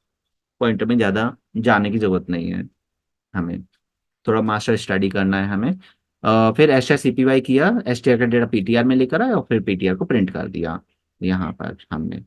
तो इस एग्जाम्पल से आप क्या समझे, उस चीज को समझना है। और मैं इतना थोड़ा सा डीपली इसलिए भी जा रहा हूँ अभी, कि थोड़ा सा तो हमें पॉइंटर का डेफिनेशन याद करना है, तो पॉइंटर से रिलेटेड थोड़ा सा तो हमें इंफॉर्मेशन पता होना चाहिए पॉइंटर है क्या एग्जैक्टली। ओके, इसलिए तो ये चीज हो गया। अब यहाँ पर हमने ये वैल्यू लिया, फिर एक पॉइंटर बनाया और उसको मेमोरी एलोकेट किया। देन हमने एस टी आर का डेटा पीटीआर के अंदर स्टोर कर दिया। अब इसमें कितना है, वन 1 2 3 4 5 6 7। तो यहाँ पीटीआर के अंदर 7 बाइट्स का डेटा स्टोर हुआ होगा, एलियन +1 कर दिया, मतलब 8 बाइट्स का हो गया नल कैरेक्टर के लिए। स्पेसिफिकली हम किसके लिए +1 क्यों किया, आप ये भी पूछ सकते हो। क्योंकि यहाँ पर 1 2 3 4 5 6 7, तो अगर मैं एलियन करूंगा तो 7 बाइट्स का मैम मतलब 7 कैरेक्टर्स का डेटा जाएगा, लेकिन नल भी तो स्टोर करना होगा, इसलिए हमने +1 किया। यहाँ पर नल काउंटेबल नहीं होता ना, एलियन के अंदर नल का स्पेस नहीं आएगा, लेकिन हमें नल भी स्टोर करना है, इसलिए हमने +1 किया।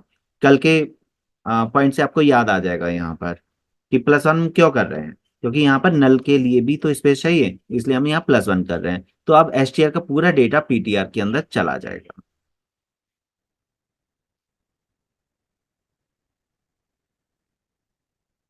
एंड जब आप डिलीट पीटीआर करोगे तो उसका मेमोरी पूरा इरेज हो जाएगा, मतलब काम कर लिया और फिर उसे डिस्ट्रॉय कर दिया। सिंपल सा फंडा क्या है, हमने उसका वर्क किया और उसके बाद उसकी मेमोरी को टोटली फ्री कर दिया। अब यहाँ पर फंक्शन हमारा स्टार्ट हो जाएगा। तो अभी थोड़ा सा पॉज ले लेते हैं। और आज अभी आफ्टरनून और इवनिंग के क्लास में आपका सी प्लस प्लस का जो थियोरी है वो फिनिश हो जाएगा, जितना मैं आज सी प्लस प्लस का कराऊंगा वो। और कल से मिक्स स्टडी रहेगा, जिसमें डीएस भी आएगा, एचटीएमएल भी आएगा और सी प्लस प्लस भी रहेगा। टोटली मिक्स स्टडी सर कल। आप वो ऑपरेटिंग सिस्टम के क्वेश्चंस भेज सकते हो क्या? ठीक है, मैं सेंड कर दूंगा। नहीं तो आप ऐसा भी कर सकते हो कि आपके पास टीपीएस है या नहीं है। नहीं है सर। ओके, तो आप एक काम कर सकते हो कि जो चैप्टर के लास्ट में जो क्वेश्चंस दिए हुए हैं और उसमें ईयर्स लिखे हुए हैं, तो जो पास्ट ईयर्स में आया है वही करना है, और जो पास्ट ईयर्स में नहीं आया उसे स्किप कर दो। अच्छा, ओके सर। अगर सपोज मुझे भी क्वेश्चन सेंड करने हैं अपनी तरफ से, तो मैं वही क्वेश्चन सेंड करूंगा जो पास्ट ईयर्स में आए हैं। तो इससे अच्छा है कि आप बुक से ही कर लो, क्योंकि अगर मैं कुछ डिफरेंट सेंड करता तो फिर मैं करता उसमें। अब वो डिफरेंट कुछ है नहीं उसमें, इसलिए आप वहां से कवर कर सकते हो। साथ में एक काम और कर सकते हो, जो मैंने पूरा 10 पेपर्स का फाइल बनाकर सेंड किया है आपको, उसमें से देखो ऑपरेटिंग सिस्टम के कौन कौन से क्वेश्चन हैं और उनको याद करने की कोशिश करो। ऐसा कर सकते हो। ओके। सर, हम्म। आप बाइनरी ट्री एक बार बता सकते हो क्या? हाँ, वो रिपीट करेंगे जैसे ये सी प्लस प्लस का पार्ट कंप्लीट हो जाएगा। जैसे मैंने कल बोला है कि कल हम सब मिक्स स्टडी करेंगे। इवन मॉर्न अभी भी मैंने जब क्लास स्टार्ट किया था तो उससे पहले डाउट्स के लिए पूछा था कि जो भी आपके डाउट्स है वो पूछ सकते हो। अभी क्लास के बीच में अभी मैं ट्री नहीं बताऊंगा। इवनिंग में जब आप क्लास ज्वाइन करोगे तो आप मुझे पहले अपना डाउट ही पूछ लेना ट्री से रिलेटेड, तो मैं रिपीट कर दूंगा। ओके। चलेगा, ओके सर। क्योंकि अभी वो सीक्वेंस चल रहा है और मैं रिकॉर्डिंग भी कर रहा हूँ, फिर मैं इसे अपलोड भी करूंगा, इसलिए मैं बीच में कोई दूसरा टॉपिक ऐड नहीं कर रहा हूँ। अभी सी प्लस प्लस चल रहा है तो सी प्लस प्लस का ही रहेगा। हाँ, C plus plus okay sir. Doubt होगा तो पूछ सकते हो। जैसे अभी जितना मैंने बताया उससे रिलेटेड अगर कुछ डाउट माइंड में आ रहा है वो पूछ सकते हो। फंक्शंस, जैसे हमने बेसिक प्रोग्राम किए थे, फिर फंक्शंस के प्रोग्राम्स मैंने कल के वीडियो में कराया था और आपकी क्लास में भी कराया था। तो अभी फंक्शन का प्रोग्राम हम ऑलरेडी कर चुके हैं, अब फंक्शन के बारे में समझ रहे हैं। तो सबसे पहले हमने बेसिक्स के प्रोग्राम किए थे, फिर फंक्शंस के प्रोग्राम किए थे। तो वही है, ये कुछ नया टॉपिक नहीं है, अभी वो थियरी में है। फंक्शंस आर सब प्रोग्राम्स और small block of code which perform the specific action. तो वहां पर वो स्पेसिफिक एक्शन परफॉर्म कर रहे थे। A large program can be divided into smaller sub program. These sub program are called function.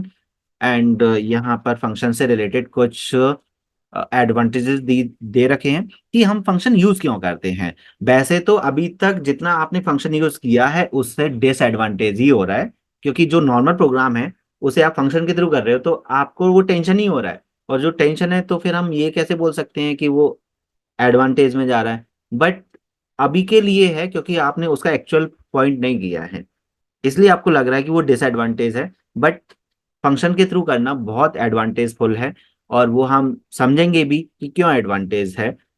और आपको वो फील भी होगा कि हाँ, एडवांटेज तो है। क्यों है एडवांटेज, एक डायग्राम के थ्रू समझेंगे। अभी पहले थियोरी पढ़ लेते हैं। Complexity of the program is reduced, जो कि हमें कभी फील नहीं होता। And debugging error checking can be done easily, और memory is saved as only a single copy of the function is present in a memory but it can be called many times in the program। तो ये कैसे possible है, इसे एक diagram के through समझेंगे। अभी हमारा डायग्राम हाजिर किया जाए। ये डायग्राम है।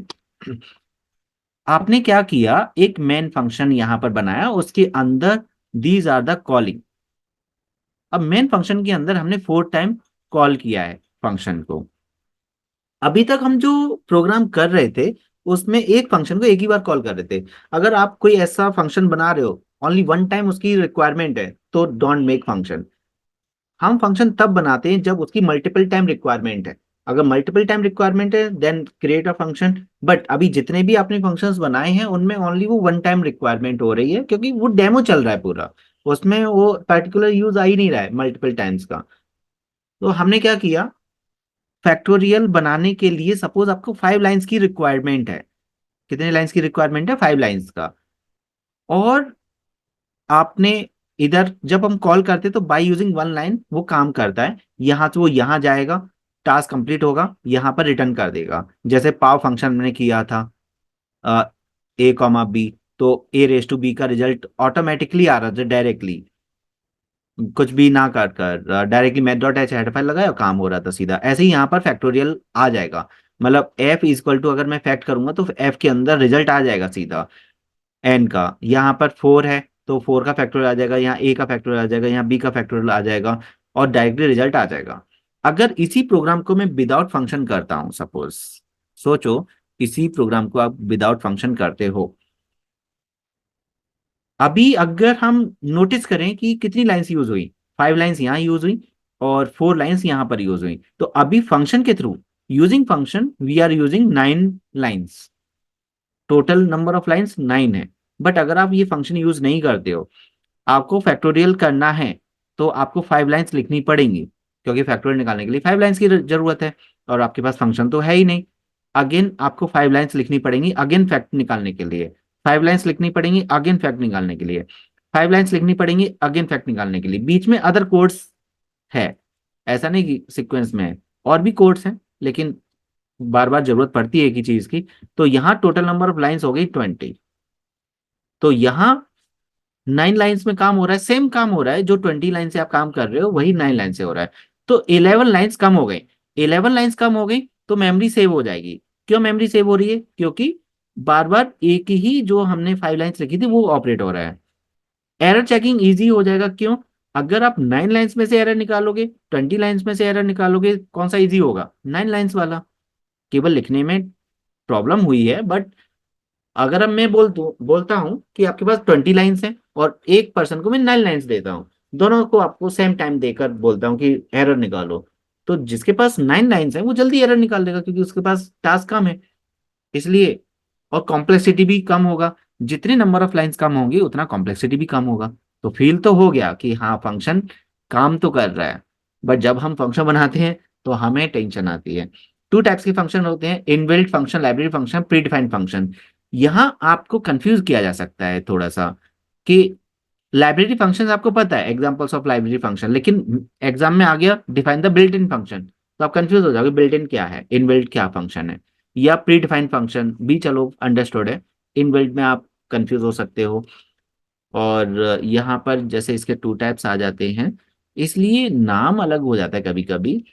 और यूजर डिफाइंड फंक्शन जो हमने प्रोग्राम्स किए थे वो सब यूजर डिफाइंड फंक्शंस के थे, जो हमने किए थे अभी सी प्लस के प्रोग्राम्स, करीब 9 या 8 प्रोग्राम्स किए थे, वो सब यूजर डिफाइंड फंक्शंस के थे, हमने खुद से बनाया था। और प्री डिफाइंड फंक्शन में हम समझा था हमने, पाव फंक्शन समझा था, एसटीआर एलियन समझा था, ये सब प्री डिफाइंड फंक्शन थे, ये सब काम कर रहे थे with the help of header file.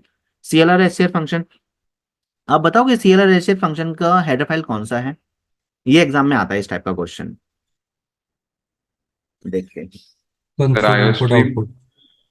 हाँ, console input output. Console input आप मतलब कोनियो डॉट एच। और pow, pow math function dot H. STR alien का।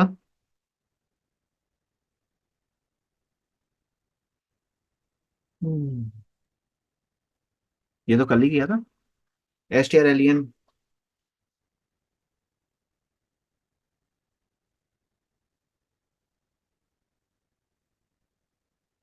क्या हुआ, भूल गए? String dot H header file,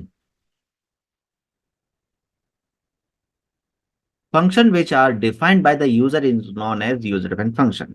तो यूजर डिफाइंड फंक्शन का डेफिनेशन ये है, user defined function consist of 3 parts: function declaration, prototype, function calling या इन्वोकिंग, फंक्शन डेफिनेशन। ये तीनों ही हम कर चुके हैं। मेन फंक्शन से पहले हम ये लिखते हैं डिक्लेरेशन, मेन फंक्शन के अंदर हम कॉलिंग लिखते हैं, और डेफिनेशन मेन फंक्शन के बाहर होती है बिल्कुल लास्ट में।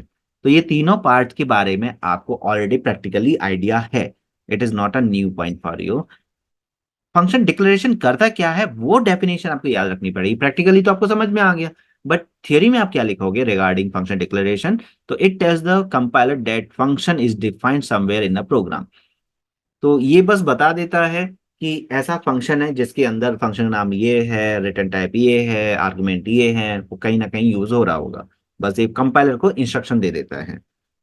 सिंटेक्स क्या है, आपको रिटर्न टाइप बताना पड़ेगा, फंक्शन का नाम बताना पड़ेगा, और आर्गुमेंट बताने पड़ेंगे, डेटा टाइप ऑफ आर्गुमेंट्स बताने पड़ेंगे, जो आप अभी आएगा एग्जांपल में।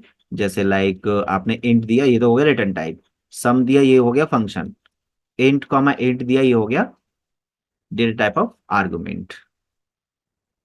आर्गुमेंट क्या होता है, रिटर्न टाइप क्या होता है? आर्गुमेंट इज द इंफॉर्मेशन और data supply to the function at the time of calling. तो जब आप कॉल करते हो उस टाइम पर जो इंफॉर्मेशन यहाँ सप्लाई होती है वो आर्गुमेंट होता है। रिटर्न टाइप क्या होता है, the data type of the value return by the function to the caller part. ये जो रिटर्न टाइप है ये कॉलिंग वाले पार्ट में रिटर्न होता है, ये वैल्यू अगर आपने इंट लिखा तो इंटीजर वैल्यू रिटर्न होगा, डबल है तो डबल वैल्यू रिटर्न होगा। ये हैं 4 टाइप्स के, जो मैं आपको जब प्रैक्टिकल करवा रहा था तो मैंने बताया था कि इस टाइप से 4 टाइप के फंक्शंस होते हैं, जिसमें से ये वाला फंक्शन हमने किया है और ये वाला भी ट्राई किया है। और ये वाला जो फंक्शन है ये वाला आपका आएगा क्लास एंड ऑब्जेक्ट वाले प्रोग्राम में, जो आप लिखते हो वॉइड इनपुट डायरेक्टली, तो वो यही होता है। और जो फोर्थ वन है ये बहुत कम यूज होता है, क्योंकि हम कोई आर्गुमेंट नहीं दे रहे और इच्छा कर रहे हैं कि वो कुछ रिटर्न करे, तो ऐसा तो नहीं होगा। मतलब मैं क्लास नहीं ले रहा हूँ और अच्छे रिजल्ट की रिटर्न चाहता हूँ, वो पॉसिबल नहीं होगा, क्लास तो करना ही पड़ेगा। बट कभी कभी ऐसा भी हो जाता है कि इस फंक्शन की भी जरूरत पड़ती है कि हम कुछ दें नहीं बट लेना है, हम देना नहीं चाहते कुछ भी बट लेना चाहते हैं, तो ऐसा भी दे दिया है, बट ये हमने एग्जाम्पल में नहीं किया है बिल्कुल भी फिलहाल। और यहाँ पर जो सबसे ज्यादा यूज होते हैं स्टार्टिंग के 3 यूज होते हैं: function calling, function call for its execution, variable is function name, argument variable, ये बताते हैं। अब ये यहाँ पर आप कंपैरिजन कर सकते हो एक साथ।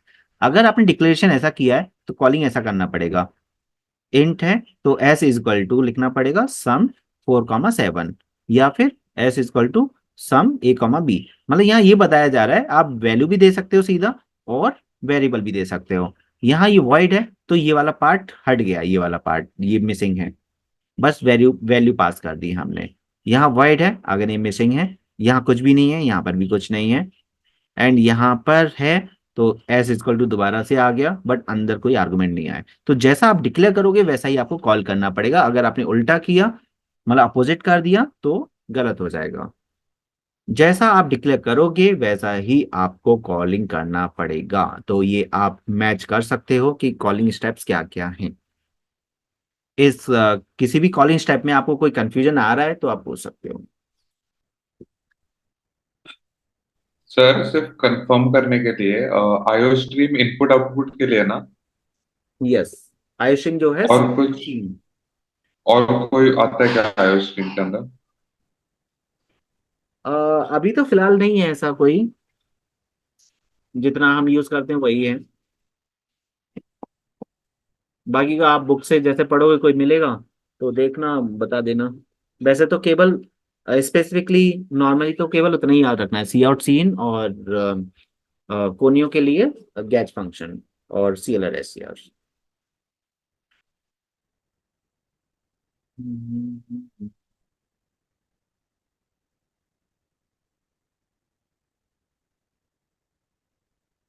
फंक्शन डेफिनेशन, फंक्शन डेफिनेशन में उसका टास्क लिखा जाता है, जो भी हमें काम करना है वो लिखा जाएगा वहां फंक्शन डेफिनेशन के अंदर। कॉलिंग से सीधा वो इंस्ट्रक्शन देगा कि हमें, मतलब उसे एग्जीक्यूशन के लिए पॉइंट आउट करेगा। और एग्जीक्यूशन में क्या करवाना है, क्या टास्क है, वो आपका डेफिनेशन से पता चलेगा। Define the purpose of the function. And इसमें भी रिटर्न टाइप, फंक्शन नेम और आर्गुमेंट वेरिएबल होते हैं, और बॉडी ऑफ द फंक्शन होता है like this. Int sum, int A comma int B, फिर इंट एस लिया, S equal to A plus B किया, फिर रिटर्न कर दिया। तो ये है function definition. Return statement is use to return a value to the calling part, जो कि अभी जो यहाँ रिटर्न स्टेटमेंट है इसके लिए बताया जा रहा है। पहले वो रिटर्न टाइप के लिए बताया जा रहा था, यहाँ स्टेटमेंट के लिए बताया जा रहा है। जो स्पेशल पॉइंट है, ये जो लास्ट में लिखा है, ये बहुत इंपॉर्टेंट है। ये एमसीक्यू में आ सकता है, एंड बहुत बहुत बहुत इंपॉर्टेंट पॉइंट है। क्या लिखा है एक बार रिपीट करके बताओ मुझे, लास्ट वाला पार्ट। कोई भी बोलो। A function can return only one value. Yes, अगर आप डेफिनेशन दे रहे हो, कोई भी डेफिनेशन बना रहे हो, और उससे अगर आप दो रिजल्ट चाहते हो, सपोज यही फंक्शन डेफिनेशन है, इसे आप प्लस भी करवाना चाहते हो और सब्ट्रैक्शन भी कराना चाहते हो, S U B equal to A minus B. Now you have two results, 1 and 2। तो क्या मैं ऐसा कर सकता हूँ, रिटर्न एस यू बी? तो no, you can use only one return statement। तो one function definition can return one value at a time। ये चीज याद रखनी है। तो ये एमसीक्यू में पूछा जा सकता है, और पूछते हैं, बहुत आता है, ये बहुत ज्यादा आता है। तो इस चीज पर है तो ये छोटी सी लाइन, बट याद रखना है वन, कि a function can return one value, two value, या मोर देन टू वैल्यू, जैसे वो ऑप्शंस में दे सकते हैं। तो ओनली वन वैल्यू पर सेलेक्ट करना है। ओके, तो बहुत इंपॉर्टेंट है ये। हो सकता है किसी ना किसी एमसीक्यू में हो। जो मैंने आज आपको एमसीक्यू फाइल दिया है ना, तो उसके एमसीक्यूज को सॉल्व करना, उसमें आंसर्स भी हैं। किसी आंसर्स में आपको कोई कंफ्यूजन होगा तो मुझे पूछ लेना। उन आंसर्स पर रिलाई मत करना, क्योंकि वो बुक के आंसर्स है, मैंने वेरीफाई नहीं किए अभी। मैं भी वेरीफाई कर लूंगा, बट स्टिल आपको पहले कोई डाउट आ रहा है तो आप पूछ लेना। अब यहाँ पर हमने जैसे फंक्शंस का प्रोग्राम किया था, एक छोटा सा प्रोग्राम ले लिया है। इसका मतलब ये नहीं प्रोग्रामिंग स्टार्ट हो गई। समझाने के पर्पज से मैंने एक प्रोग्राम ले लिया है। यहाँ पर एक चीज मिसिंग है, अभी हमने डेफिनेशन, डिक्लेरेशन नहीं किया फंक्शन का। तो डिक्लेरेशन मैं लिख देता हूँ यहाँ पर। डिक्लेरेशन क्या होगा यहाँ पर, int sum, int comma int.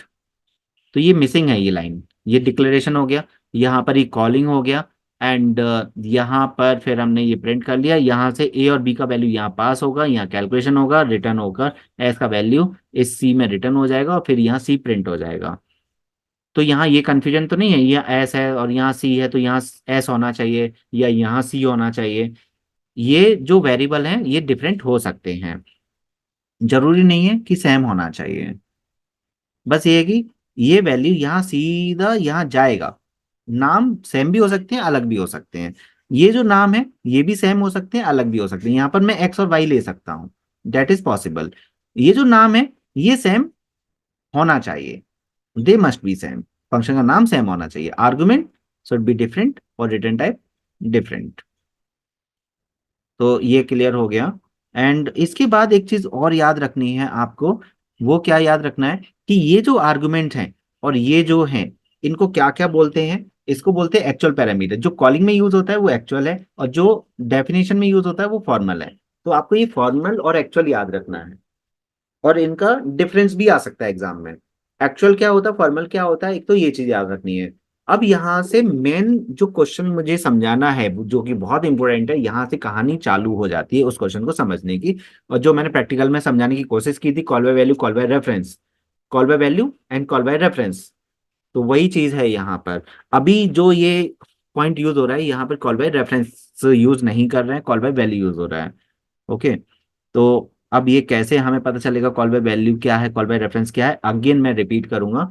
यहाँ पर कॉल बाय वैल्यू है ये, तो actual parameter transfer to the formal parameter, any changes made to the formal parameter does not effect the actual parameter. अगर यहाँ पर ए का वैल्यू आपने ए प्लस 10 कर दिया है, और ए का वैल्यू अब अपडेट हो गया विद 10, अगर ए का वैल्यू 5 है तो नाउ ए इज 15। तो क्या इस ए में अगर मैं यहाँ पर ए प्रिंट किया तो क्या 15 प्रिंट होगा? नहीं होगा, क्योंकि यहाँ कॉपी हुआ है। यहाँ पे जो भी चेंजेस करोगे ऊपर रिफ्लेक्ट नहीं करेंगे। लेकिन आप सोचोगे फिर रिजल्ट कैसे आ गया? तो रिजल्ट तो हमने सेंड किया है ना, थ्रो किया है। बात हो रही है इनकी, दो अलग अलग चीजें हैं। बात हो रही है इनकी, क्या इनमें चेंजेस होंगे? अभी बात यहाँ पर हमने एस का वैल्यू इन दोनों को प्लस करके एस का वैल्यू यहाँ ट्रांसफर किया, तो सी का वैल्यू चेंज हो रहा है। इसके लिए बात ही नहीं हो रही है। तो जनरली तो केस यही रहता है कि जो हम वैल्यू पास करते हैं उनसे तो मतलब ही नहीं होता, उनसे जो रिजल्ट आता है ना उनसे मतलब होता है। That's why most of cases में 90% we use call by value, क्योंकि हमें हमने जो वैल्यू पास किया उससे कोई मतलब होता ही नहीं है। अब मैं automatically call by value call by reference लेकर आया हूँ। ये थियोरी में ऑलरेडी आपको नोट्स में भी मिल जाएगा, call by value call by reference. वहां पर मैं दोबारा बताऊंगा। ये मैं बार बार इसलिए बता रहा हूँ क्योंकि एक तो समझना थोड़ा सा टफ रहता है, और मुझे याद भी करवाना है। जैसे पॉइंट मैंने स्किप कर दिया था, क्योंकि अगर वो स्किप भी किया तो ऑप्शंस में आपका काम हो जाएगा, लेकिन यहाँ पर ऑप्शंस में काम हो भी सकता है, नहीं भी हो सकता। और अभी मैंने अगर समझा दिया तो एग्जाम तक तो एटलीस्ट याद रहेगा, पॉइंटर याद नहीं रहेगा। इसलिए हम थोड़ा सा स्मार्टली चल रहे हैं उस चीज को। और अब यहाँ पर हमारे पास अगेन वही चीज को डिफाइन किया है। Function is a subprogram in a main function which process the data and return a value. Function are the set of instruction given to the computer to perform the some task। मतलब function का definition है, again same repeat कर दिया है। और उसका function का declaration क्या होता है? Access specifier, modifier, return type, method name, formal parameter, function body. तो वो दोबारा से सेम चीज रिपीट हो गई। Need of the declaration, declaring a function, function declaration की नीड क्या क्यों है? ये एक नया पॉइंट आ गया यहाँ पर। Function make program modular and they help in code reusability and better memory management. They reduce the code redundancy and अब ये रिडंडेंसी वही हो गया जो 20 लाइंस वाला काम था, कि बार बार वो लाइंस नहीं लिखनी पड़ रहे हैं, तो रिडंडेंट हो गया। They help to code with the complexity of the program and makes error detection easier। O O function prototype क्या होता है? फंक्शन डिक्लेरेशन की जो फर्स्ट लाइन होती है वही फंक्शन का प्रोटोटाइप होता है। Function prototype is the first line of the function which omits the function body but does the specify the return type, method name and parameter list। Example से और clear हो जाएगा आपका यहाँ पर। अच्छा, ये जो है ये प्रोटोटाइप है। This is a function prototype. वो एग्जांपल नीचे दिया नहीं है, ये तो प्रोटोटाइप हो गया, प्रोटोटाइप जो अभी मैंने डेफिनेशन किया था। और इसके अंदर की ये जो आर्गुमेंट्स हैं, they are function signature. Function signature is the parameter list of the function that is number और टाइप ऑफ पैरामीटर्स। और पूरा जो लाइन है वो प्रोटोटाइप है। Role of the keyword void, void को स्पेशली पूछा जाता है कभी कभी। तो when a function is declared using the keyword void it can not return value to the calling function। Such function cannot be used as a assignment statement। तो ये assignment statement में यूज नहीं होता है। असाइनमेंट स्टेटमेंट लाइक दिस, जैसे POW आपने use किया, A comma B किया, तो यहाँ पर ये असाइनमेंट स्टेटमेंट इसको बोलते हैं कि ये जो वैल्यू रिटर्न होकर आएगा वो यहाँ नहीं आएगा, तो ये असाइनमेंट स्टेटमेंट गायब रहता है। आपने देखा होगा जो भी वॉइड है उसमें फिर ये वाला पार्ट होता ही नहीं है जो अभी मैंने समझाया था उसमें भी, राइट। तो फास्ट तो नहीं हो रहा है। फिर अगर फास्ट हो भी रहा है तो आप इसको एनालाइज करना और इवनिंग में बोलना कि सर जो भी आपने फास्ट स्प्रिंट में बताया था इसमें से 10% पॉइंट ऐसा है जो नहीं समझ में आया, 90% समझ में आ गया, देन वो 10% क्या है, सभी स्टूडेंट्स का अलग अलग होगा वो 10%, वो फिर आप मुझे इवनिंग में पूछ लेना, क्योंकि अब स्लो नहीं कर सकते हम। Prototype of a function check, actually क्या है, हमें प्रोटोटाइप लिखना है। वैसे इस टाइप का क्वेश्चन पहले आता था, अभी नहीं आता है, बट स्टिल थोड़ा सा रिवीजन हो जाएगा, प्रैक्टिस हो जाएगा। Prototype of a function check, function नाम चेक दे दिया, विच रिसीव द कैरेक्टर और इंटीजर आर्गुमेंट। कैरेक्टर रिसीव कर रहा है, इंटीजर आर्गुमेंट रिसीव कर रहा है, रिटर्न 0 एंड 1। तो अगर हमारा यहाँ पर 0 1 लिखा है, एक्चुअली रिटर्न 0 1, तो 0 1 अगर आपको रिटर्न करना है तो इंट होगा, फंक्शन का नाम चेक है, और रिसीव क्या कर रहा है, कैर सी, और आर्गुमेंट क्या है, इंट एन, मतलब इंटीजर आर्गुमेंट है, यहाँ कैर है, तो सब कुछ आइडिया दे दिया उन्होंने कि करना क्या क्या है। Use of return statement, return statement अभी वैसे पढ़ा था हमने रिटर्न के बारे में, दोबारा से आ गया, तो एक ही चीज बार बार रिपीट हो रही है। Return statement terminate the function and transfer control back to the method call with value. तो रिटर्न वैल्यू जो है मेथड कॉलिंग में वैल्यू को लेकर रिटर्न करता है, मतलब ट्रांसफर करता है। Once return statement is found, the statement after it are skipped. Suppose वैसे तो रिटर्न के बाद हम कुछ लिखते नहीं है, लेकिन अगर रिटर्न कर रहा है तो उसके बाद जितनी भी स्टेटमेंट्स हैं वो स्किप हो जाती हैं। One function can return only one value, again repeat हो गया वही सेम चीज। If there are several return statement only first first one is executed. तो अगर आपके पास मल्टीपल लिख भी दिया, आपने गलती से लिख भी दिया, तो पहली वाली ही एग्जीक्यूट होगी, बाकी के सभी स्किप हो जाएंगे। तो फिर वो यूजलेस ही है। जब मल्टीपल आप रिटर्न स्टेटमेंट लिख रहे हो, एक ही यूज होना है, तो फिर लिखना ही क्यों है। Finally call by value call by reference आ गया अगेन। तो call by value call by reference theoretically मैं बता रहा था, प्रैक्टिकली अब थियोरेटिकली आ गया। तो दोनों मोड से आपको थोड़ा सा वहां से जो कुछ नहीं समझ में आया होगा यहाँ से आ जाएगा, यहाँ से नहीं आया होगा वहां पर चला जाएगा, तो ऐसे ये चीज हो जाएगा call by value and call by reference. ये इसका पूरा एग्जाम्पल, मतलब थियोरी है, call by value call by reference. Value of actual parameter, जो अभी आपको पता है एक्चुअल पैरामीटर कहाँ मिलते हैं, फंक्शन कॉलिंग में मिलते हैं, is copy to the formal parameter, मतलब डेफिनेशन में ट्रांसफर कर दिया। लाइक यहाँ पर जैसे ये कॉलिंग है, तो यहाँ से ये फॉर्मल पैरामीटर है, ये एक्चुअल सॉरी ये एक्चुअल है और ये फॉर्मल पैरामीटर है। तो एक्चुअल पैरामीटर का डेटा फॉर्मल पैरामीटर में गया, कॉपी करता है। Any changes made to the formal parameter does not affect the actual parameter. यहाँ पर जो भी आपने चेंजेस किया, देखो ए का वैल्यू चेंज कर दिया ना, a × 2 से, बी का वैल्यू भी चेंज कर दिया, तो क्या यहाँ पर यहाँ जो वैल्यू चेंज किया है वो चेंजेबल होएगा, नहीं आएगा, यहाँ 10 ही रहेगा, यहाँ 20 रहेगा। एक्चुअल में यहाँ पर ए का वैल्यू हो चुका है कितना, 20, और 3 से मल्टीप्लाई करेंगे तो 60 हो चुका है, तो 20 60 यहाँ पर आएगा, नहीं आएगा, 10 और 20 ही आएगा। बट अगर इसका अपोजिट वाला केस किया हमने, कॉल बाय रेफरेंस वाला, reference of actual parameter is copy to the formal parameter, वहां पर वैल्यू कॉपी हो रहा था, यहाँ पर रेफरेंस कॉपी हो रहा है, मतलब एड्रेस कॉपी हो रहा है। Any changes made to the formal parameter affect the actual parameter. अब यहाँ पर जो भी फॉर्मल में चेंज करोगे एक्चुअल चेंज हो जाएगा।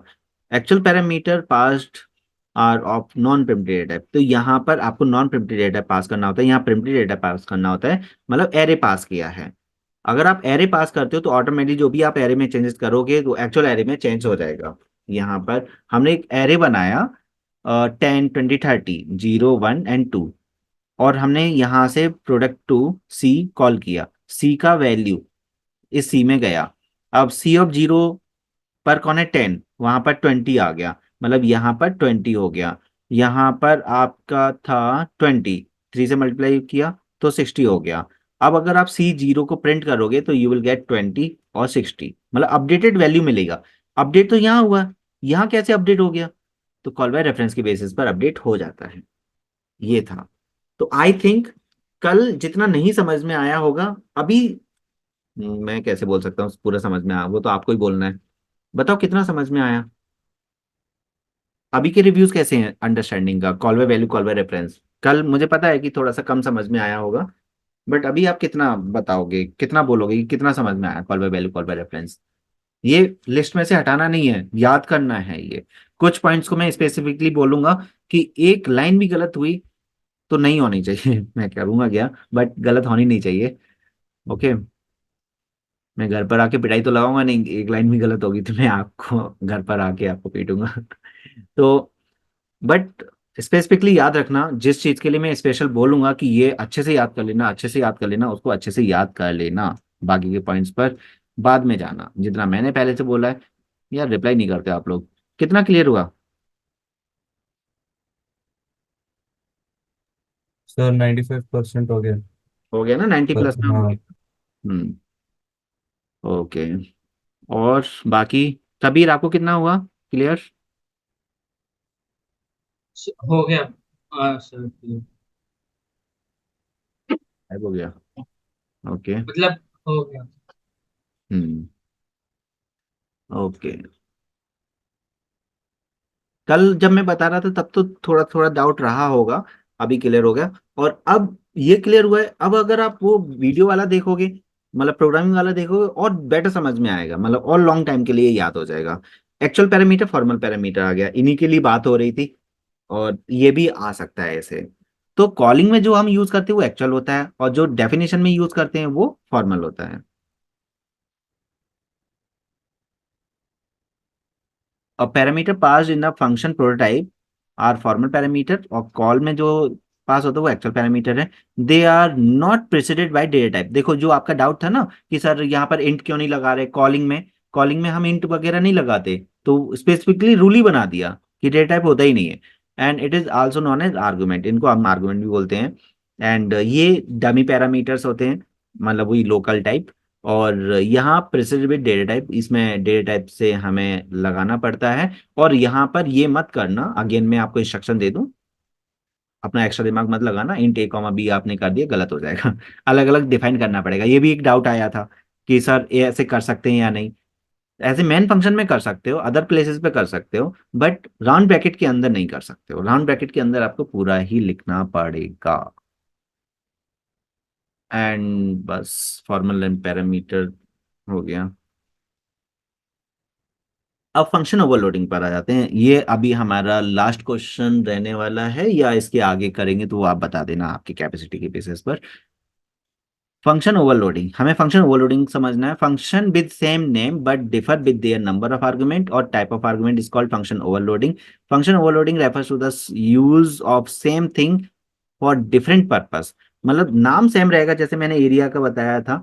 And function overloading is the example of polymorphism. जो पॉलीमॉर्फिज्म का एग्जांपल फंक्शन ओवरलोडिंग है। हमने इनपुट नाम से एक फंक्शन लिया, अगर आप नोटिस करोगे इसमें कोई आर्गुमेंट नहीं है, इसमें एक आर्गुमेंट है, इसमें दो आर्गुमेंट है, इसमें भी दो आर्गुमेंट है, बट एक इंट है एक फ्लोट है, जिसके बेसिस पर हम रिकॉग्नाइज कर सकते हैं। तो अगर मैं एग्जांपल को लेके चलता हूं तो इससे आपको प्रॉपर फंक्शन ओवरलोडिंग समझ में आ जाएगा, और ये एग्जांपल आपको एग्जाम में लिखना भी पड़ेगा अगर फंक्शन ओवरलोडिंग एक्सप्लेन करना है तो। हमने दो फंक्शंस बनाए, दोनों का नाम कर दिया सेम। इसे और अच्छे से समझना है तो आर एरिया की जगह आर्यन कर दो। इस आर्यन के अंदर एक आर्गुमेंट है, इस आर्यन के अंदर दो आर्गुमेंट हैं। फिर हमने एक आर्यन को कॉल किया और इसमें एक आर्गुमेंट दिया, तो ये एक आर्गुमेंट वाला आर्यन कॉल होगा, इधर दो आर्गुमेंट वाले आर्यन कॉल होगा। तो एरिया की जगह मैंने आर्यन मतलब नाम ले लिया। आर्यन ही मैं क्यों ले रहा हूँ, क्योंकि हमारी क्लास में दो आर्यन या तीन, दो आर्यन है, और बाकी के तो सब सिंगल सिंगल हैं। इसलिए मैं आर्यन को स्पेसिफिकली बात कर रहा हूँ। ऐसा मेरा उससे कोई लेना देना नहीं है, क्योंकि ओवरलोड आर्यन की बेसिस पर हो रहा है। और लास्ट ईयर आईसीसी बोर्ड में तो चार अर्नव थे, इस क्लास में तो एक ही अर्नव है, वहां पे चार अर्नव थे। अभी भी आ, उधर एक अर्नव है, एचएससी में अर्नव है, सीबीएसई में भी अर्नव है। अर्नव नाम के भी काफी रहते हैं। और तो यहाँ पर एक एरिया हमने बनाया, अब आर्यन को छोड़ते हैं, एरिया पर आ जाते हैं। इस एरिया का रिटर्न टाइप इंट है, इस एरिया का रिटर्न टाइप इंट है, और इसमें एक आर्गुमेंट है, इसमें दो आर्गुमेंट है। जब हमने कॉल किया बाय यूजिंग वन आर्गुमेंट तो ये सीधा यहाँ जाएगा। जब हमने कॉल किया बाय यूजिंग टू आर्गुमेंट तो ये सीधा यहाँ आएगा। ऑटोमेटिकली चूज कर लेगा अपना अपना पार्ट, और यहाँ से एस इंटू एस रिटर्न होके यहाँ पर प्रिंट हो जाएगा सीधा। एक्चुअली इन्होंने थोड़ा अलग तरीके से किया है। इन्होंने कौन सा तरीका यूज किया है वो मैं बता देता हूँ, और इसे हम अपने तरीके से भी यूज कर सकते हैं। नॉर्मली इन्होंने क्या कर दिया, सीधा प्रिंट ही कर दिया। चाहते तो हम ऐसा भी कर सकते थे, int A equal to area 10, मतलब यहाँ पर ए में रिजल्ट आ गया, फिर हमने प्रिंट कर दिया, और फिर हमने ए इक्वल टू एरिया और यहाँ से 10, 20 पास किया, फिर ए के अंदर रिजल्ट आ जाएगा, और प्रिंट कर दिया। इन्होंने क्या किया, वैल्यू को स्टोर ना करके सीधा इसे सी आउट में ही लगा दिया। तो डेट इज आल्सो पॉसिबल, ऐसा भी कर सकते हैं, क्योंकि कॉलिंग तो मैंने ऐसा बताया है, और यहाँ पर कॉलिंग ऐसा आ गया सीधा सी आउट में, तो जो रिटर्न होगा सीधा सी आउट में आके प्रिंट हो जाएगा। तो दोनों का मीनिंग सेम है, आप कैसे भी उसे फॉलो कर सकते हो। रिटर्न होकर सीधा प्रिंट हो रहा है, वैल्यू स्टोर नहीं हो रही किसी एक्स्ट्रा वेरिएबल में। तो I think function overloading clear हो गया। सर हम इधर फंक्शन कॉल्स अलग अलग लिख सकते हैं ना? कैसे, मतलब? सर मतलब कि पहला वाला जो एरिया है जिसका एक ही पैरामीटर है, तो पहले मैंने उसको कॉल किया, फिर उसके बाद उसका डेफिनेशन किया, और फिर दूसरा फंक्शन फिर से कॉल करके उसका डेफिनेशन बाद में किया। हम्म कर सकते हैं, या एक एक में ही रहना चाहिए वो कॉलिंग? मैं पहले तो समझ नहीं पा रहा हूँ कि आप क्या बोलने की कोशिश कर रहे हो। मतलब मैं आइडिया लगाने की कोशिश करता हूँ पहले। एक तो ये कि ऐसा सीक्वेंस की जरूरत नहीं है। यहाँ पर आप पहले 2 पैरामीटर वाला भी कॉल कर सकते हो, और यहाँ से 1 पैरामीटर का कॉल कर सकते हो। यहाँ पर 2 पैरामीटर दे दिए तो सीधा वो यहाँ जाएगा, और यहाँ 1 दिया तो वो सीधा यहाँ जाएगा। ओके, एक तो पॉइंट ये बनता है नहीं कि सर, वैसे नहीं। ऐसा नहीं ना। हाँ, तो दोबारा बोलो, नहीं मैं नहीं समझने की कोशिश करता हूँ पहले कि आप क्या पूछ रहे हो। It again. सर, ये जो है ना, एक हम्म मिनट में आपको दिखाता हूँ। मैं बोल रहा हूँ कि अगर मैंने सिर्फ इतने को पहले कॉल किया, और हम्म फिर सिर्फ उसकी उसका फंक्शन डिफाइन करके सिर्फ उसकी वैल्यू डिफाइन की, और फिर और एक बार मैंने ये वाला फिर फंक्शन कॉल किया, और फिर उसके बाद उसका डिफाइन किया, तो वैसे कर सकता है क्या? तो ऐसे तो किया ही है। सर नहीं, उनने एक ही ब्रैकेट के अंदर डिफाइन किया ना, तो इसलिए।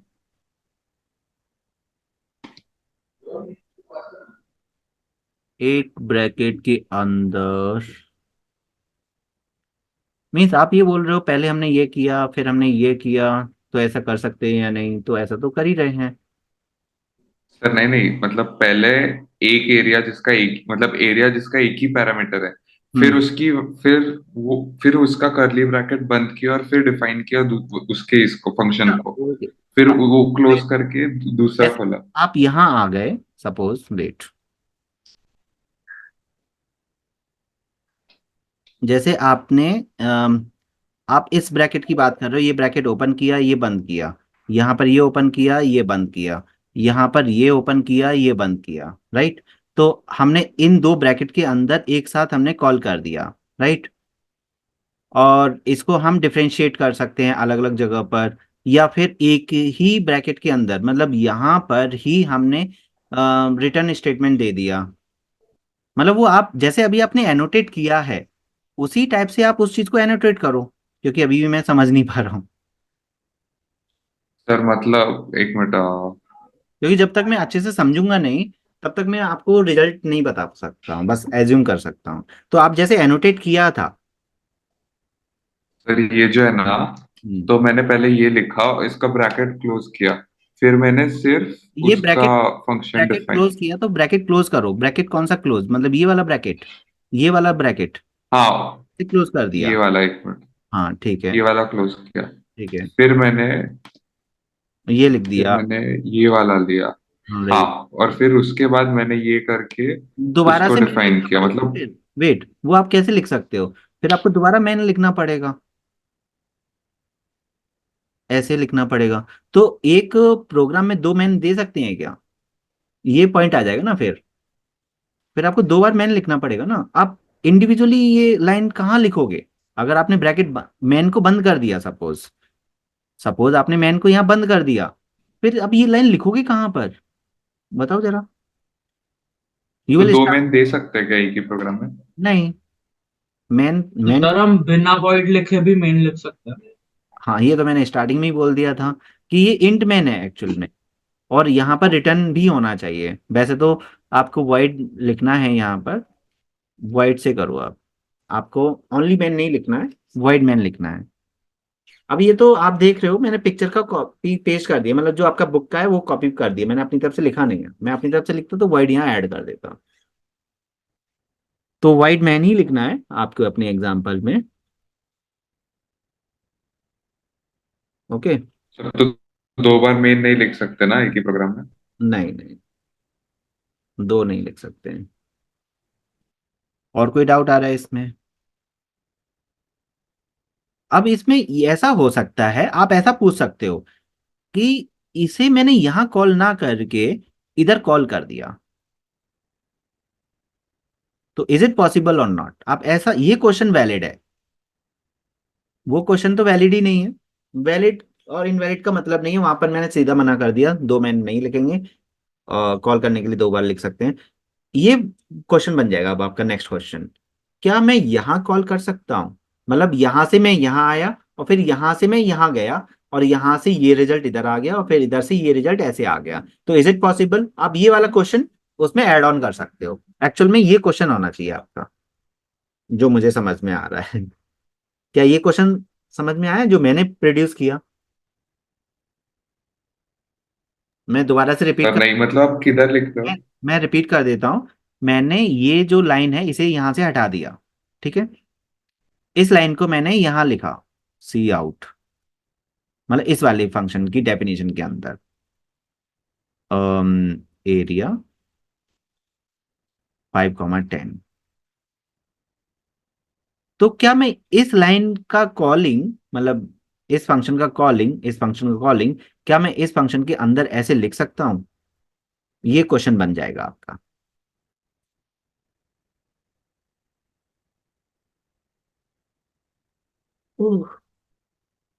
क्वेश्चन समझ में आया?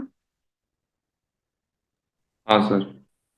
तो इट इज वैलिड, ये वैलिड है, कर सकते हैं। अब ये काम कैसे करेगा वो मैं बता देता हूं। यहां से वो यहां आएगा, ओके, और फिर यहां से वो यहां जाएगा, और यहां से जब वो वापस आएगा तो ये वैल्यू प्रिंट करेगा, जो भी इसकी वैल्यू होगी मल्टीप्लाई होकर, मतलब 50 प्रिंट करेगा। उसके बाद ये जो रिटर्न है ये ऊपर जाएगा और वैल्यू प्रिंट होगी, मीन्स 10 × 10 100। तो आंसर ये आएगा, पहले ये वाला आंसर आएगा और फिर ये वाला आंसर आएगा, ये वाला आएगा। जबकि ये पहली लाइन है और ये बाद में है, जबकि आ, ये वाला पहले आएगा और ये बाद में आएगा, तो ये आंसर आएगा। तो ये क्लियर हो गया आई थिंक। तो एक फंक्शन डेफिनेशन के अंदर से दूसरा फंक्शन को हम कॉल कर सकते हैं, दो वगैरह नहीं बना के कर सकते हैं। आप दूसरा कोई अनदर फंक्शन बनाकर, या ऑलरेडी जो फंक्शन है उधर से आप जंप कर सकते हो, वो पॉसिबल है। सर तो जितने भी फंक्शन हम कॉल कर रहे हैं वो एक ही मेन के अंदर रहना चाहिए, राइट? हाँ, मेन फंक्शन एक ही रहेगा आपका। हम्म। तो क्या करें? सर अगर मैंने दो दो दो अलग क्लासेस के अंदर दो अलग मेन लगाए तो वैसा हो सकता है क्या? नहीं, पूरे होल प्रोग्राम में एक ही मेन फंक्शन होगा। जब एक प्रोग्राम पूरा लिख रहे हो उसमें मल्टीपल क्लासेस हो सकती हैं, मेन एक ही रहेगा। Okay sir. ओके।